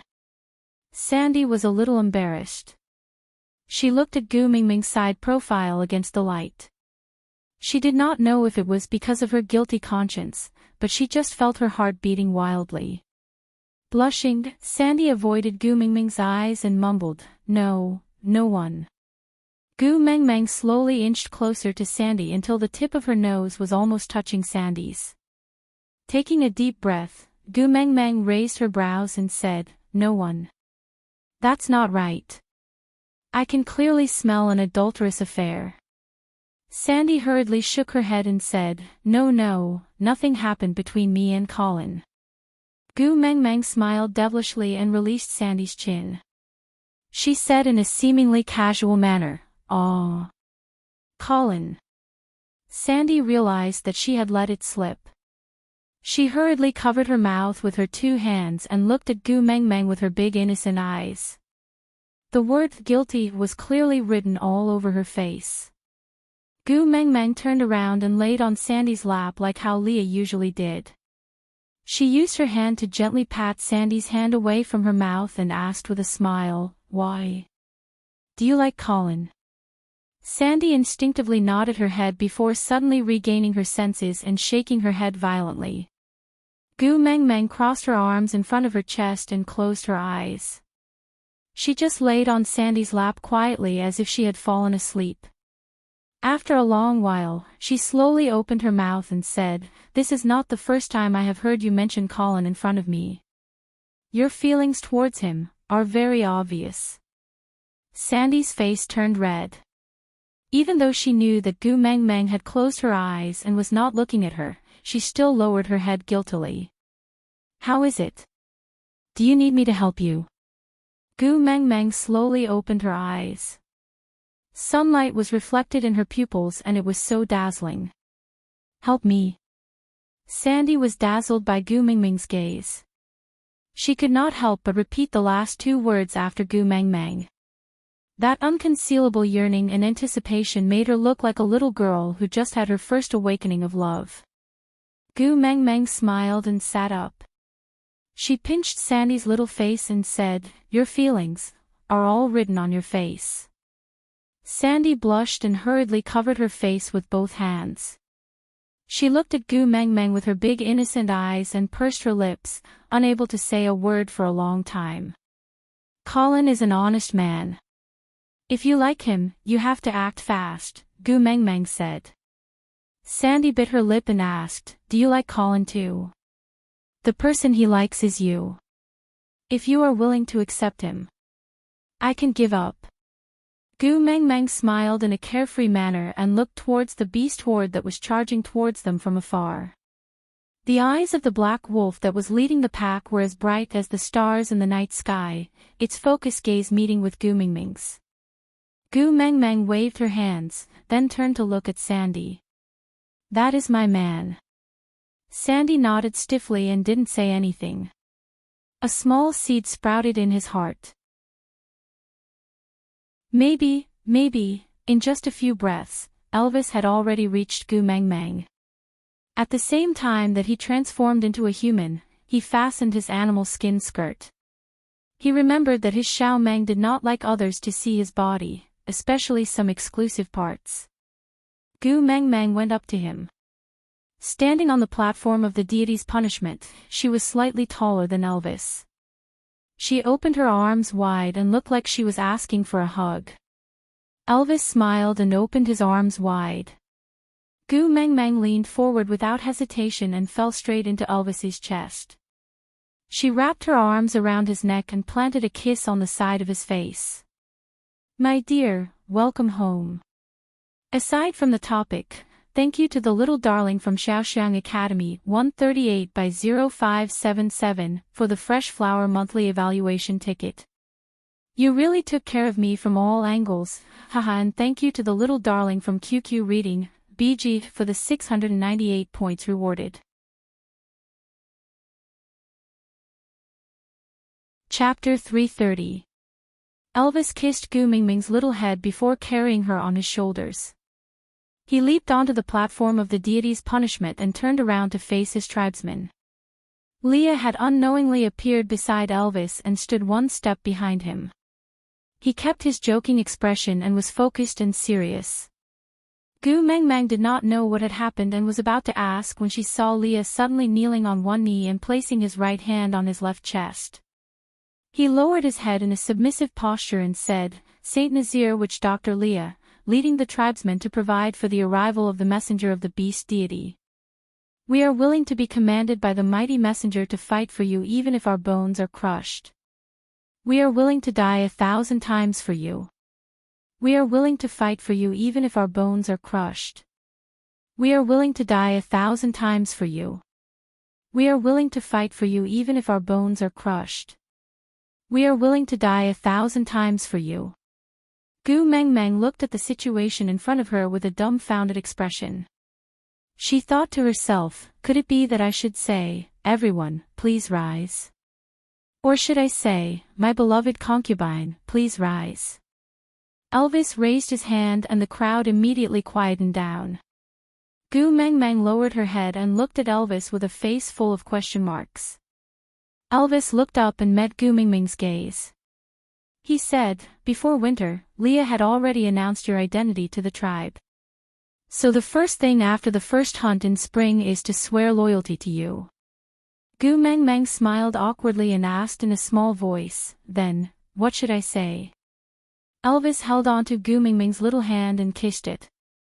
He said, allow us to swear loyalty to you and protect your honor as the messenger of the beast deity. Gu Mengmeng's lips twitched. Her smile was uglier than crying. Was she going to be a despot now? Could she reject him? Everyone was so familiar with each other and it felt weird to be worshipped like this. Leah looked at Gu Mengmeng and could not help but smile. Gu Mengmeng glared at Leah and thought to herself, why didn't you remind me just now if you knew this would happen? But she could not flare up in front of everyone. She could only grit her teeth and said, although I am the messenger of the beast deity, I am also the Gu Mengmeng that everyone is familiar with. Thank you for not abandoning me and receiving everyone's support. I will do my best to lead everyone to a better life. Gu Mengmeng broke out in cold sweat for herself. Luckily, she had been elected as a class monitor in high school, so she could change a few sentences from her script and use it here. Thank you, messenger, for your kindness. Leah took the lead again. After 3 chants, everyone slowly stood up. Gu Mengmeng heaved a sigh of relief and patted Elvis's arm, signaling him to put her down. Elvis changed his position and hugged her in his arms. He whispered into her ear, don't get down, it's cold. Gu Mengmeng smiled and nodded. The eyes of the entire tribe were focused on her.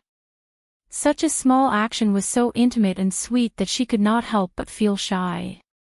Leah took a step forward and said, great messenger, regarding the selection of the guardian. Gu Mengmeng was stunned and asked, what guard? The messenger of the beast deity should have 2 guardians on the left and right. They are in charge of conveying the messenger's orders and executing some special arrangements. The great messenger knows all the warriors in the tribe. Is there anyone you like?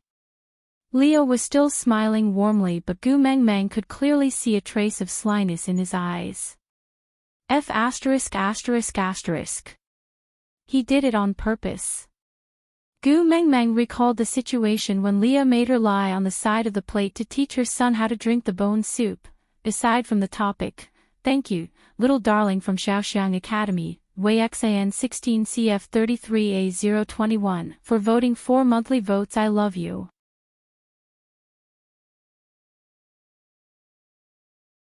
Chapter 331.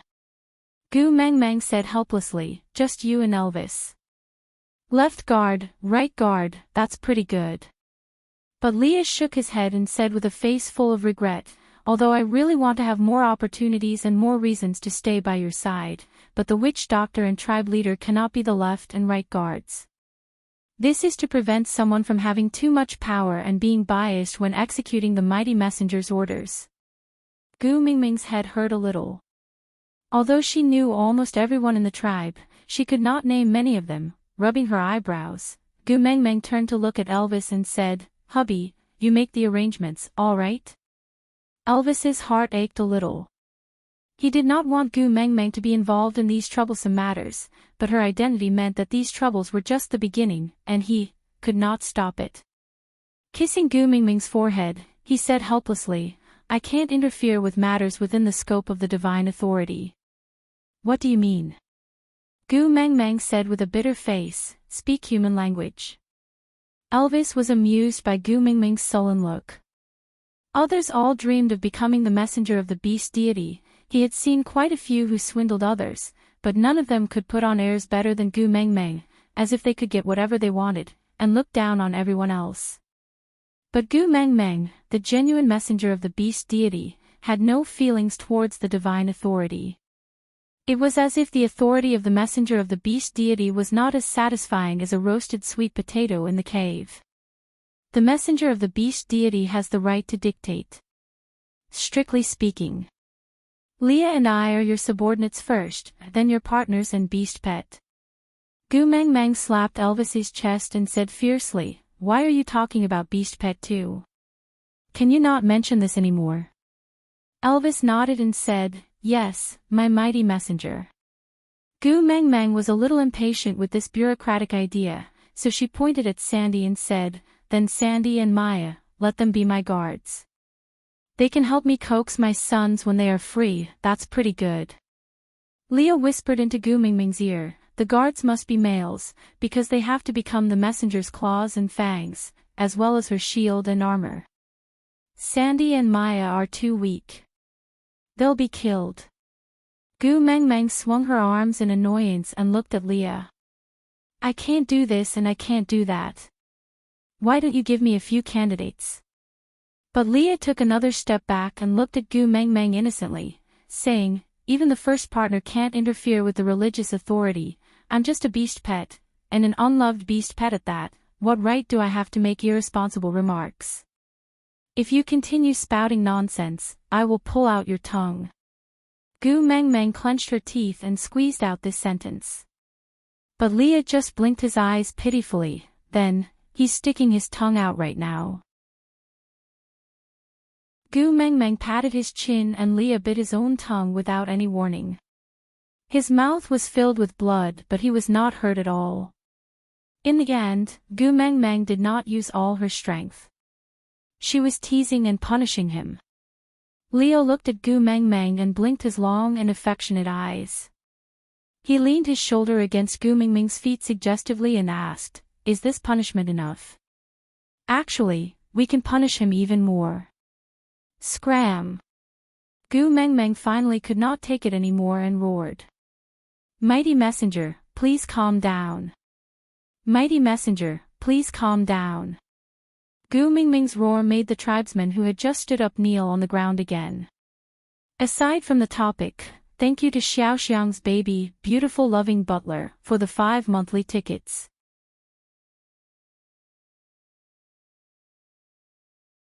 Chapter 332. Gu Meng Meng finally decided on Barit and Colin as the guardians of the messenger. In the tribe, other than Elvis, Leah and Sandy, Gu Meng Meng was most familiar with these two people. There was no need to mention Barit, he was the one who risked his life for her. As for Colin, Gu Meng Meng had her own considerations. After Barit and Colin received their positions, they stood out from the beast horde and jumped onto the platform of the deity's punishment to stand behind Gu Meng Meng.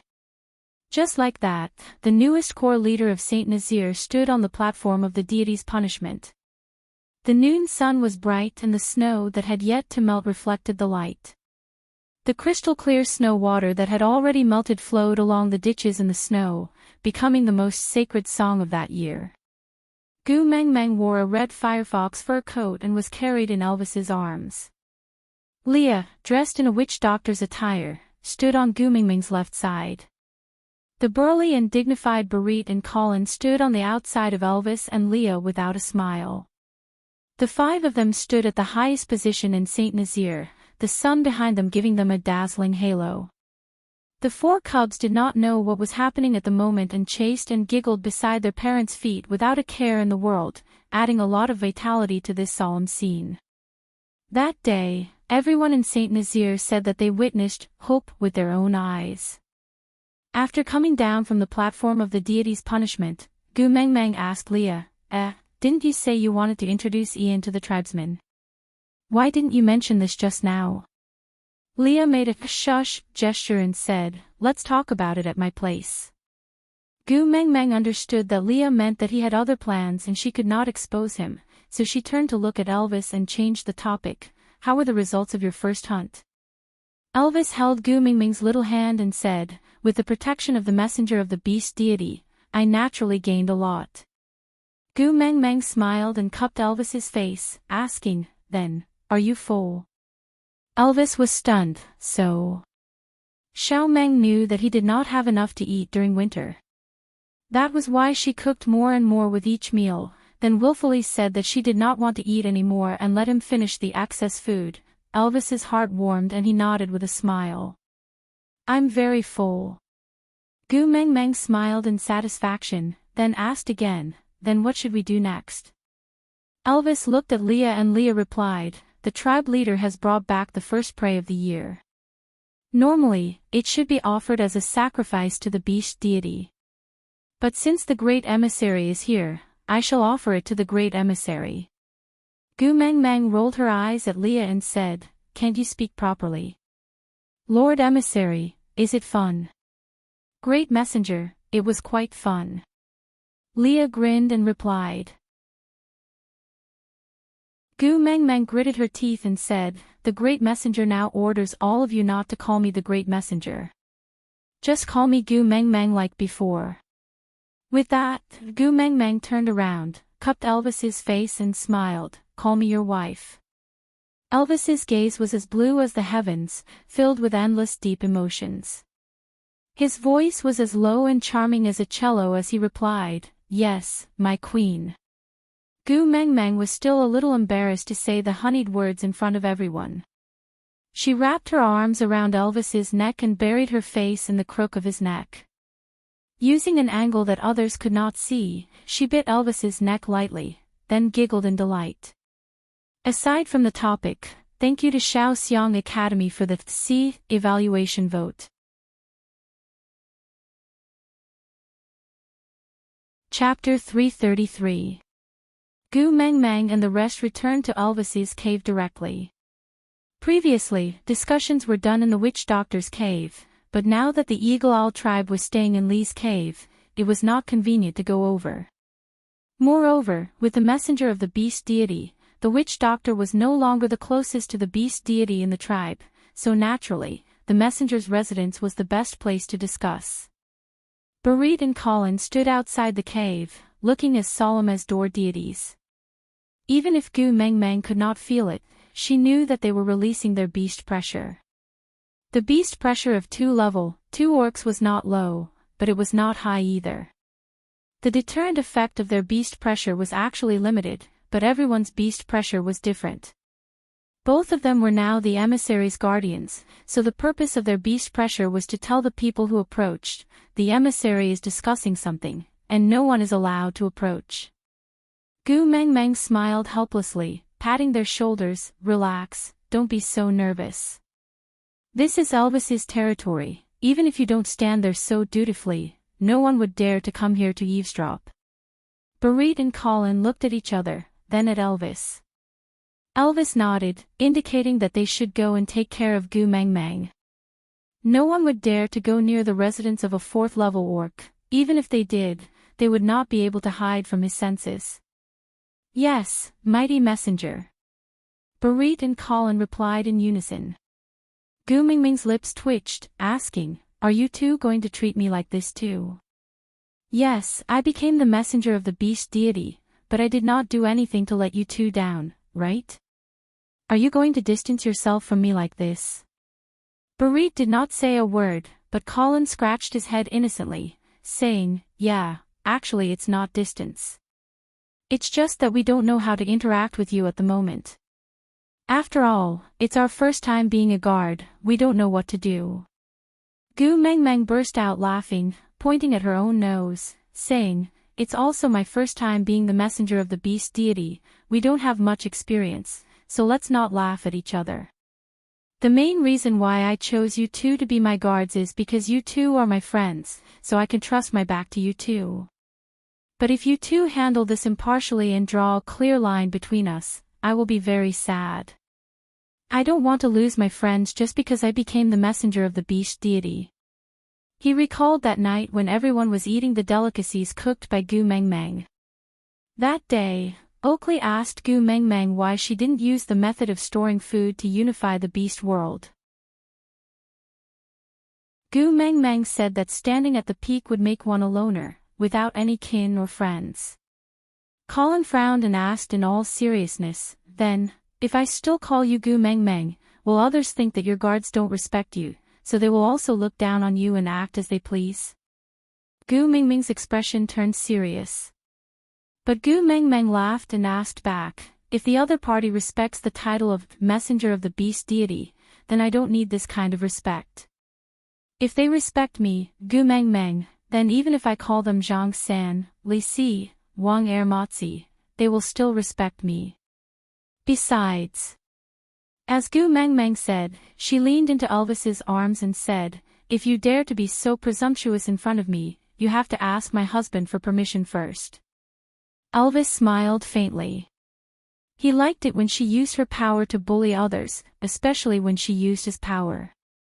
Aside from the topic, thank you to the little darling from Shaoxiang Academy, little girl who loves reading novels, for the flowers and tickets, and thank you to the little darling from QQ Reading, Red Sandalwood Fragrance, for the 399 reading points.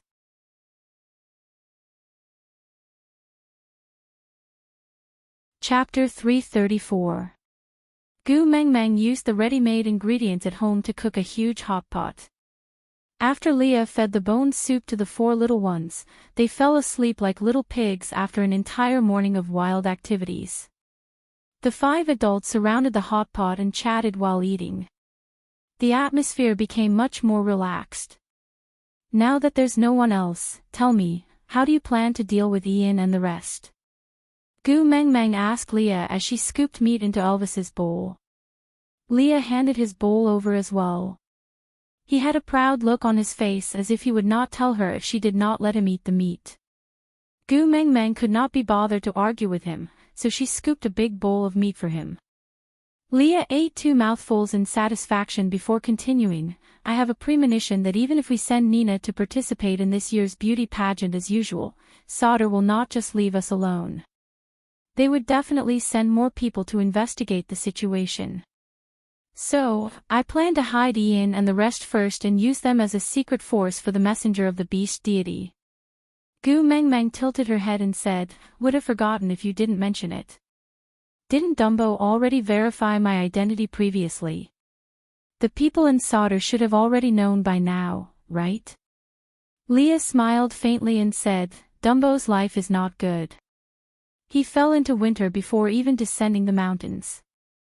I'm afraid he did not make it back alive to deliver the message. Otherwise, the people in Sauter would have rushed here long ago. Gu Mengmeng thought about it and agreed. Sauter was a snow fox tribe and Leah could walk in the snow. If Dumbo's message had really been sent out, he should have arrived long ago.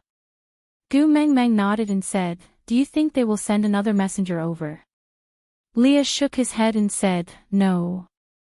Ha! Gu Mengmeng looked at Leah in confusion. Leah continued, if the first messenger did not return, Sauter will be on guard. This time, they will definitely not come with great fanfare to ask for the people. Instead, they will use some underhanded methods. Ha! The people from the Snow Fox tribe are used to using such underhanded methods. Gu Mengmeng patted Li's shoulder and said in a serious tone, Big brother, don't forget that you are also from the Snow Fox tribe. But Li's smile dimmed for a moment. Then, he regained his amorous smile. No, I am no longer a member of the Snow Fox clan. I am yours. Gu Mengmeng believed that she did not see wrongly. Thinking back to what Dumbo had said previously, her heart skipped a beat. She felt a little embarrassed and did not expose him. Instead, she changed the topic, then how do you plan to deal with it? Leah chuckled and hooked Gu Mingming's chin with his hand, saying, as long as my mighty messenger promises me not to leave the tribe under any circumstances and must bring Elvis and me along when she leaves, then all of Sauter's little tricks will become useless.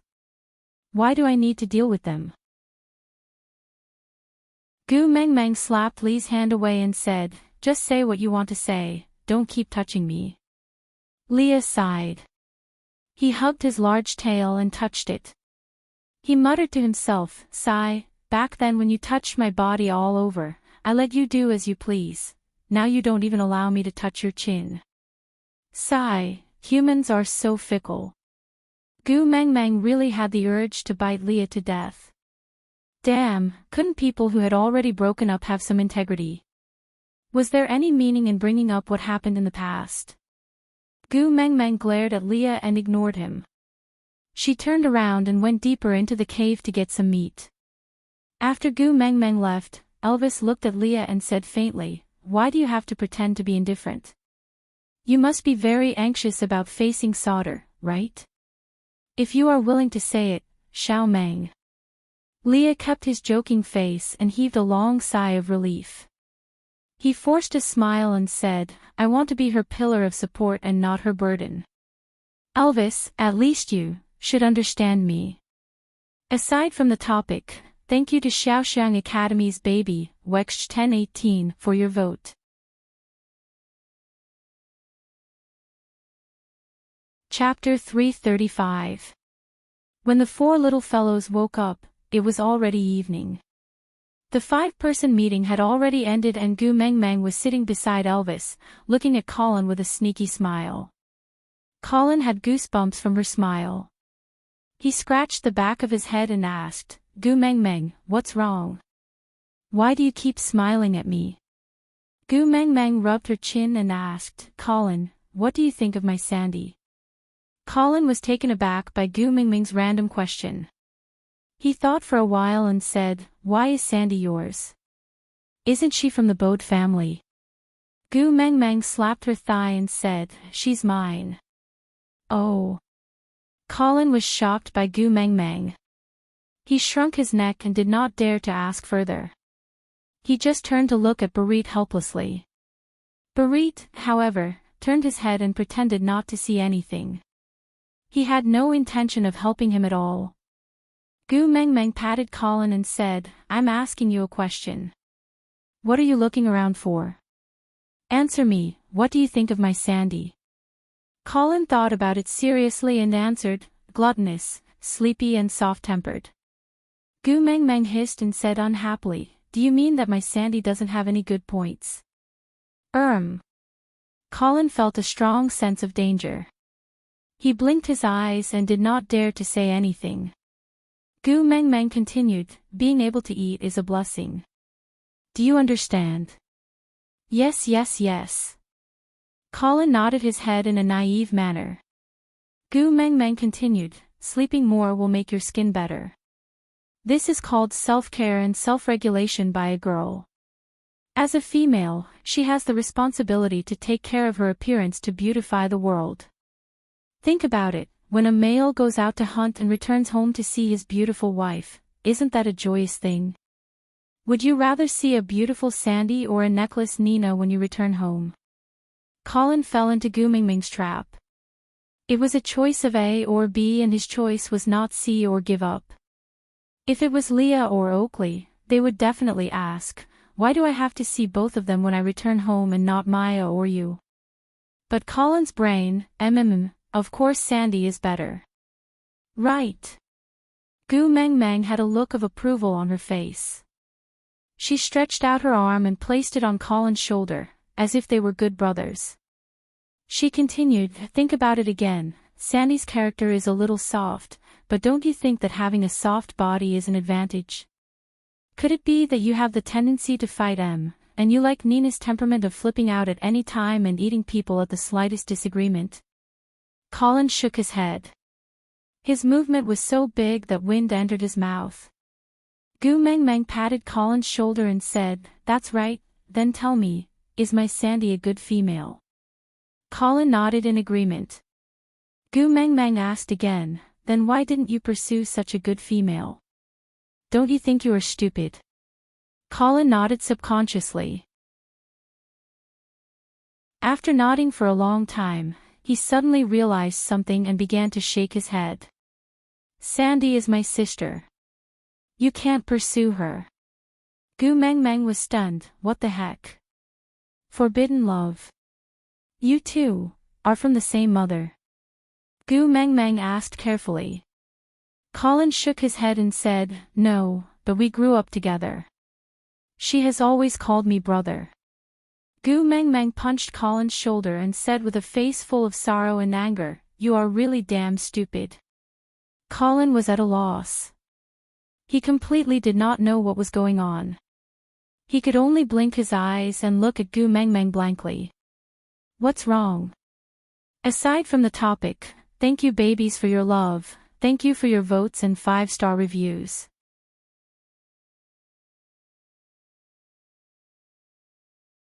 Chapter 336. Colin, I always knew you were honest, but I didn't expect you to be so honest.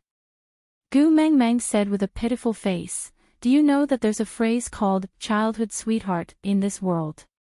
Colin thought for a while, then shook his head, indicating that he did not know. Riding a bamboo horse, circling the bed to play with plums. Living together for 1,000 miles, no grudges between the two of you. Gu Mengmeng shook her head and recited, then looked at Colin ambiguously. Colin looked back at her in a daze. The 3 words I don't understand were clearly written all over his face. Gu Mengmeng sighed and said, have you ever thought about why Sandy treats you so well? Colin looked at Gu Mengmeng and asked sincerely, why? Because she likes you. This answer almost slipped out, but Gu Mengmeng held it in. Because even if she wanted to say this, it should not come from her mouth. Moreover, as a good bestie, she had the responsibility to maintain her bad friend's advantage and status in the relationship. What the hell was with throwing herself at him? Even if Sandy liked Colin first, she must not let this fellow know. So, Gu Mengmeng turned around and sat back in Elvis's arms, smiling maliciously. Colin, I heard that Nina is going to find trouble with Sandy. Why? Colin frowned and asked. Gu Mengmeng sighed helplessly and said, didn't I beat her up again today? She doesn't dare to find trouble with me, so she went to bully Sandy. In the end, it's because Sandy doesn't have a worthy partner in her family. How can Bode and the rest defeat the 20 over partners in Nina's family? Sigh, if Sandy has a strong male in her family, she won't always be bullied by Nina, don't you think so? Colin thought for a while, then turned to look at Leah and asked carefully, Leah, how about you consider Sandy? The great messenger said that Sandy is very good. Lee's smile did not diminish, no emotions could be seen in his curved eyes. He placed his elbow on Colin's shoulder lightly and asked gently, are you looking down on me because I'm a beast pet? No, no. Colin was so scared that he broke out in cold sweat. He himself could not explain why. Leah clearly looked like he was smiling happily, but why did he feel a chill down his spine? Leah turned around and pounced towards Gu Mengmeng. Sobs, sobs, sobs, Mengmeng, you have to seek justice for me. Gu Mengmeng kicked Leah away and squinted at Colin. Colin did not notice Gu Mengmeng's expression at all. He shifted closer to Barit and hugged him in his arms, asking, Barit, what do you think of Gu Mengmeng Sandy? Ha! Barit sneered. Colin's brain had learned to apply what he had learned on the spot. Trying to use the same trick that Gu Mengmeng had used on him just now to trick him. Did he think he was in the same situation as him? Heh, what does that mean? Look, Gu Mengmeng said Sandy has a soft body and is easy to push down, she is a good female. Barit turned around, looked at Colin and asked, since she's a good female, why don't you want her? Me? Colin pointed at his own nose in a daze, then laughed out loud and slapped Barit's shoulder. Stop fooling around, I'm her brother. Barit sighed and looked at Gu Mengmeng, then at Colin who was still smiling foolishly. He thought to himself, brother, good luck to you.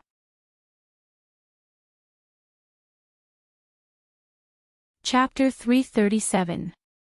Colin was silent, because even though Nina bullied Sandy in the past, it was always Bode and the rest who suffered and never hurt Sandy. But now, Elvis whispered into Gu Mengmeng's ear, I remember that Nina only left a bite mark on Sandy's finger, it didn't even break the skin, right? And it seemed like Sandy beat Nina up more miserably. Gu Mengmeng poked Elvis harshly with her elbow and rolled her eyes at him. Then, she squeezed her eyes and pretended to be sorrowful, sigh, if only I was a male. Then I would chase after Sandy and protect her with all my might. Whoever dares to bully her, I would pinch him to death. Unfortunately, I am a female. Sigh, why am I not a second-level male orc? Why is this so? Elvis looked at Gu Meng Meng in confusion, totally not understanding what was going on. He just felt that Gu Meng Meng was acting unusually today, especially her tone. It was extremely weird. Oh, if Elvis was a modern person, he would know that Gu Meng Meng was acting like a drama queen. Colin looked up abruptly and slapped his thigh. I'm going. Gu Meng Meng was overjoyed, but she still pretended to be confused and asked, You? Where are you going? Colin said, I'm going to mate with Sandy. I will protect Sandy in the future. I will pinch anyone who dares to bully her to death. I am a second-level orc, and a male. Gu Meng Meng clasped her hands in front of her chest. Her expression was pretentious as if she was acting in a stage play. Her emphasis was also weird, like the Chinese dubbing in old European and American movies. But, you are her brother. Colin made a sound, then said, because I am her brother, I cannot watch her get bullied by others. Gu Meng Meng's face twitched. What the heck? He still treated her as his own brother. Gu Meng Meng had to go all the way. She brought out the acting skills she used to act in children's dramas at the amusement park, exaggeratedly saying, No. This can't be. Colin tilted his head, asking, Why? Gu Meng Meng said, Because only males who love her wholeheartedly have the right to protect her. Colin remained silent for a moment, then looked up and asked Gu Meng Meng, What is love? I don't understand. Gu Meng Meng could not continue her act and heaved a sigh of relief. She transformed into a normal person and leaned into Elvis's arms, asking, If you only have one sweet potato and both you and Sandy are hungry, who is going to eat it? Give it to Sandy. Colin said without hesitation, although Sandy is a half-orc, she is also a precious female. Not to mention that there is still a sweet potato. Even if there is no sweet potato, I will eat Sandy to keep her alive. Another freaking gender difference. Gu Meng Meng asked again, If someone made Sandy cry, what would you do? That depends on who it is. Colin said, If it's a male, then strangle him. But if it's a female? Gu Meng Meng pointed at her own nose and asked, What if it's me? Colin was silent for a long time and fell into a dilemma. Then he looked up and said, Then why did you bully Sandy? Gu Meng Meng smiled. Because I snatched something she liked. Colin asked again, What is that? I will find you a new one. Can't you return the old one to Sandy? Gu Meng Meng stood up from Elvis's arms and walked to Colin. She used her finger to point at Colin's nose and asked, But, what if it's a human? Colin was stunned for a moment, then he drew in a cold breath and said, What? Sandy likes Elvis. Pfft. Gu Meng Meng really wanted to spit a mouthful of blood on Colin's face and drown him. Aside from the topic, Gu Meng Meng, big brother, you must have grown some snacks. Colin, I've grown some. I'm here. Look, I can even jump, it's so warm.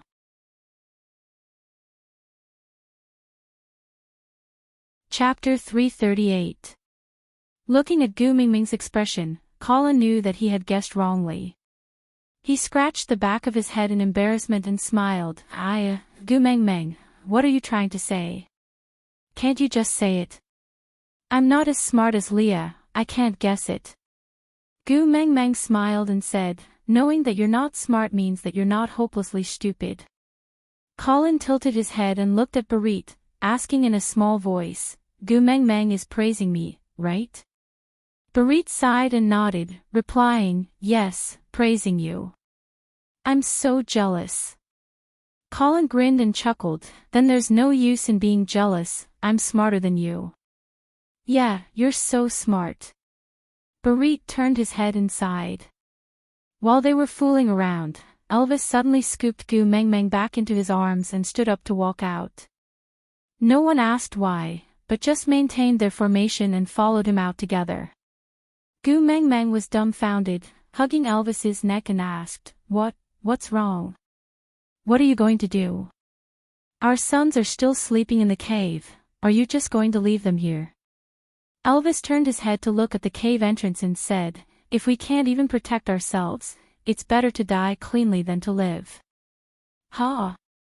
You! Gu Meng Meng rolled up her sleeves and placed her hands on her hips. Can you protect yourself when you're not even 3 months old? Yeah. Elvis nodded. Gu Meng Meng wanted to retort but her words were stuck in her throat, she was actually speechless. After holding it in for a long time, she could not come up with a retort and could only look at Leah gloomily, asking, Leah, why don't you go back and help me look after my children for a while? Leah wagged his big tail and said, don't worry, the surroundings are filled with Elvis's scent, normal beasts would not dare to come close. As for the orcs, who would dare to steal the children of the messenger of the beast deity from the tribe leader's house? But Gu Meng Meng wanted to say something more, but she heard someone calling her name from afar. Turning back, she saw an anxious Bode. What happened? Did something happen to Sandy? Gu Meng Meng frowned. Other than Sandy, no one else could make Bode so flustered. Winter had just passed, and Bode's body was a little weak from dieting over the winter. It was still very cold, but he was sweating profusely from running. One of his hands was desperately pointing behind him. The more anxious he was, the more he couldn't speak. Hearing Gu Meng Meng's question, he nodded furiously. Gu Meng Meng said, bring me there. Let's talk while we walk. Seeing that Gu Meng Meng was willing to help, Bode heaved a sigh of relief. He anxiously transformed into a leopard and ran off.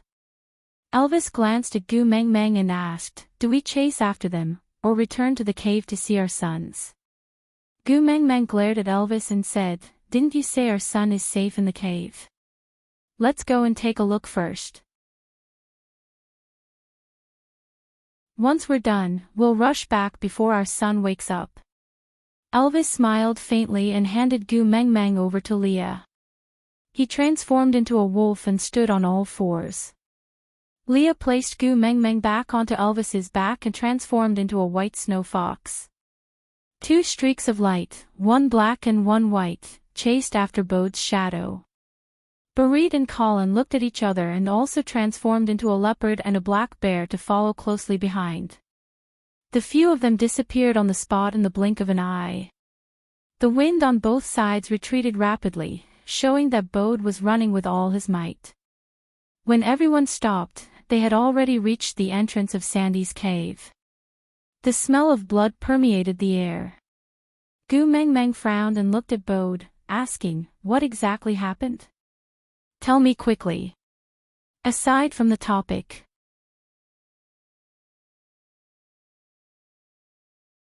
Chapter 339. Nina wanted to snatch the prey of the first hunt but Sandy stopped her. Nina then ordered her own males to attack Sandy. Sandy's males tried their best to protect her but could only let Bode bring Sandy back first. But Leah arranged Bode's intermittent beast language and told Gu Meng Meng.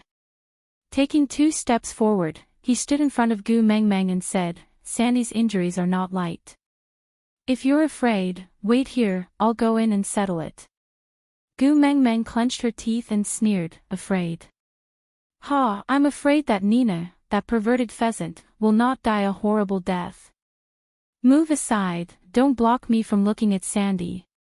Leah nodded and took half a step back to make a path.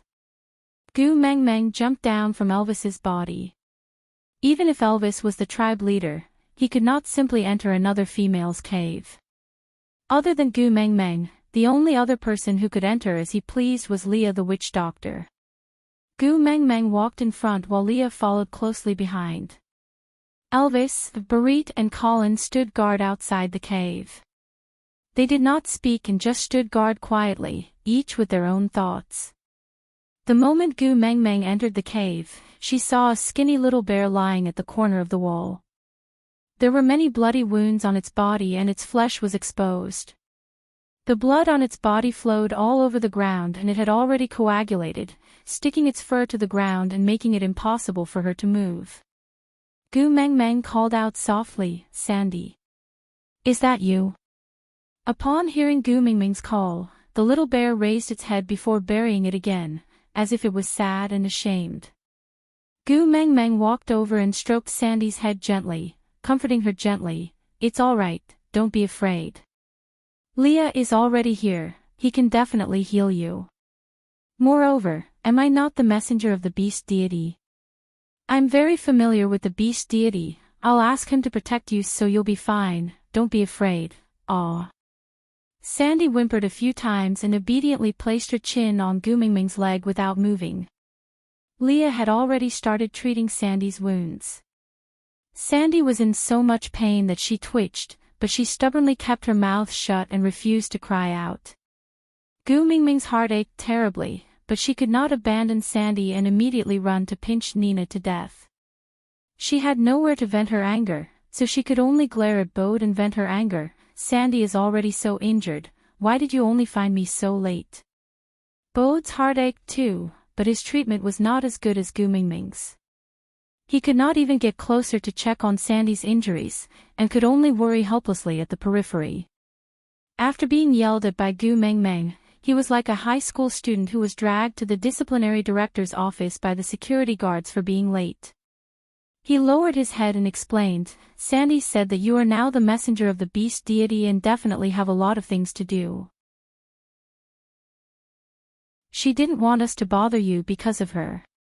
Gu Meng Meng clenched her teeth. If Sandy was not lying weakly on her leg, she would have kicked Bode over. If he did not fall, she would have kicked him again. "Do you have a brain? You can listen to her for other things, but do you want her to mess around when her life is at stake? Let me tell you, Bode, it's fine if nothing happens to Sandy today. But if anything happens to Sandy, I will skin you alive." Bode looked down and sighed, "If anything really happens to Sandy, you won't be able to skin me alive. I will rot so badly that not even my bones will be left because of the backlash from the mating contract." Gu Meng Meng choked and could not say a word. She snorted heavily and adjusted her tone, hugging Sandy's little head and whispering into her ear, "Silly Sandy, we are good friends. How can you abandon me just because I am the messenger of the beast deity? If I lose you because I am the messenger of the beast deity, then I won't be the messenger anymore. Whoever wants to be the messenger can be it." Aside from the topic, every time Gu Meng Meng scolded Bode, I always had the déjà vu of an empress scolding a concubine.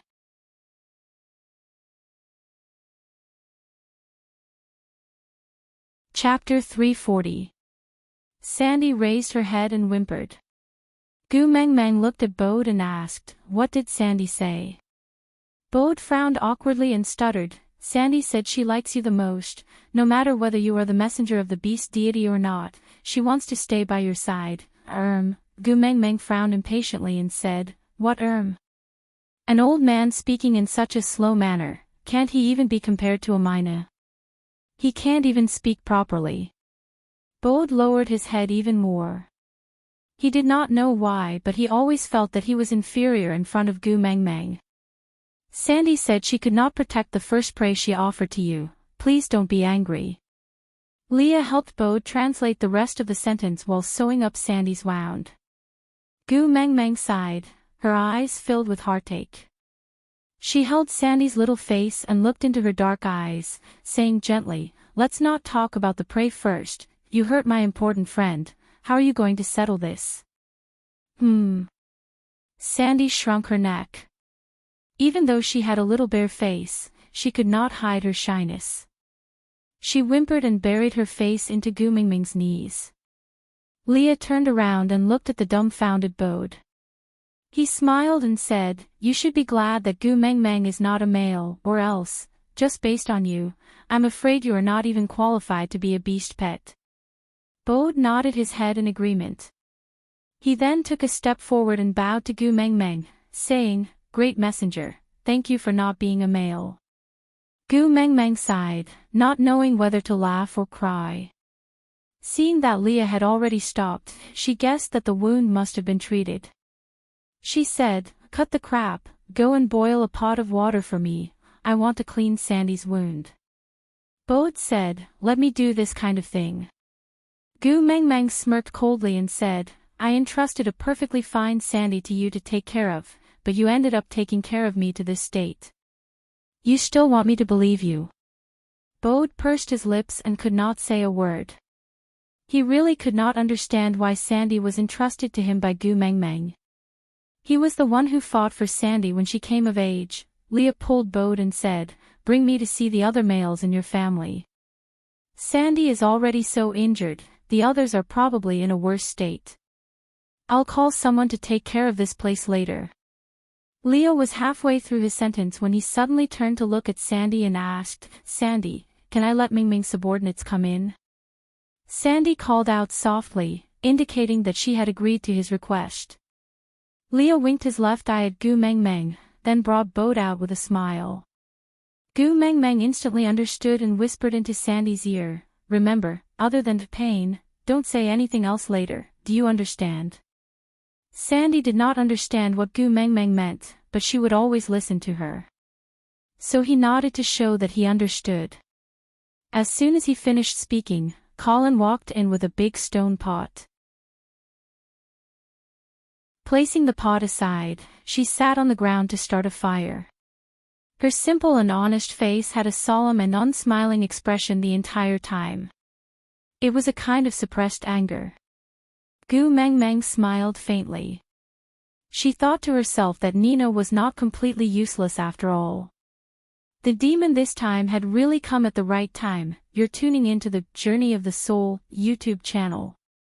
Don't forget to subscribe and join us on this journey to catch the most captivating stories.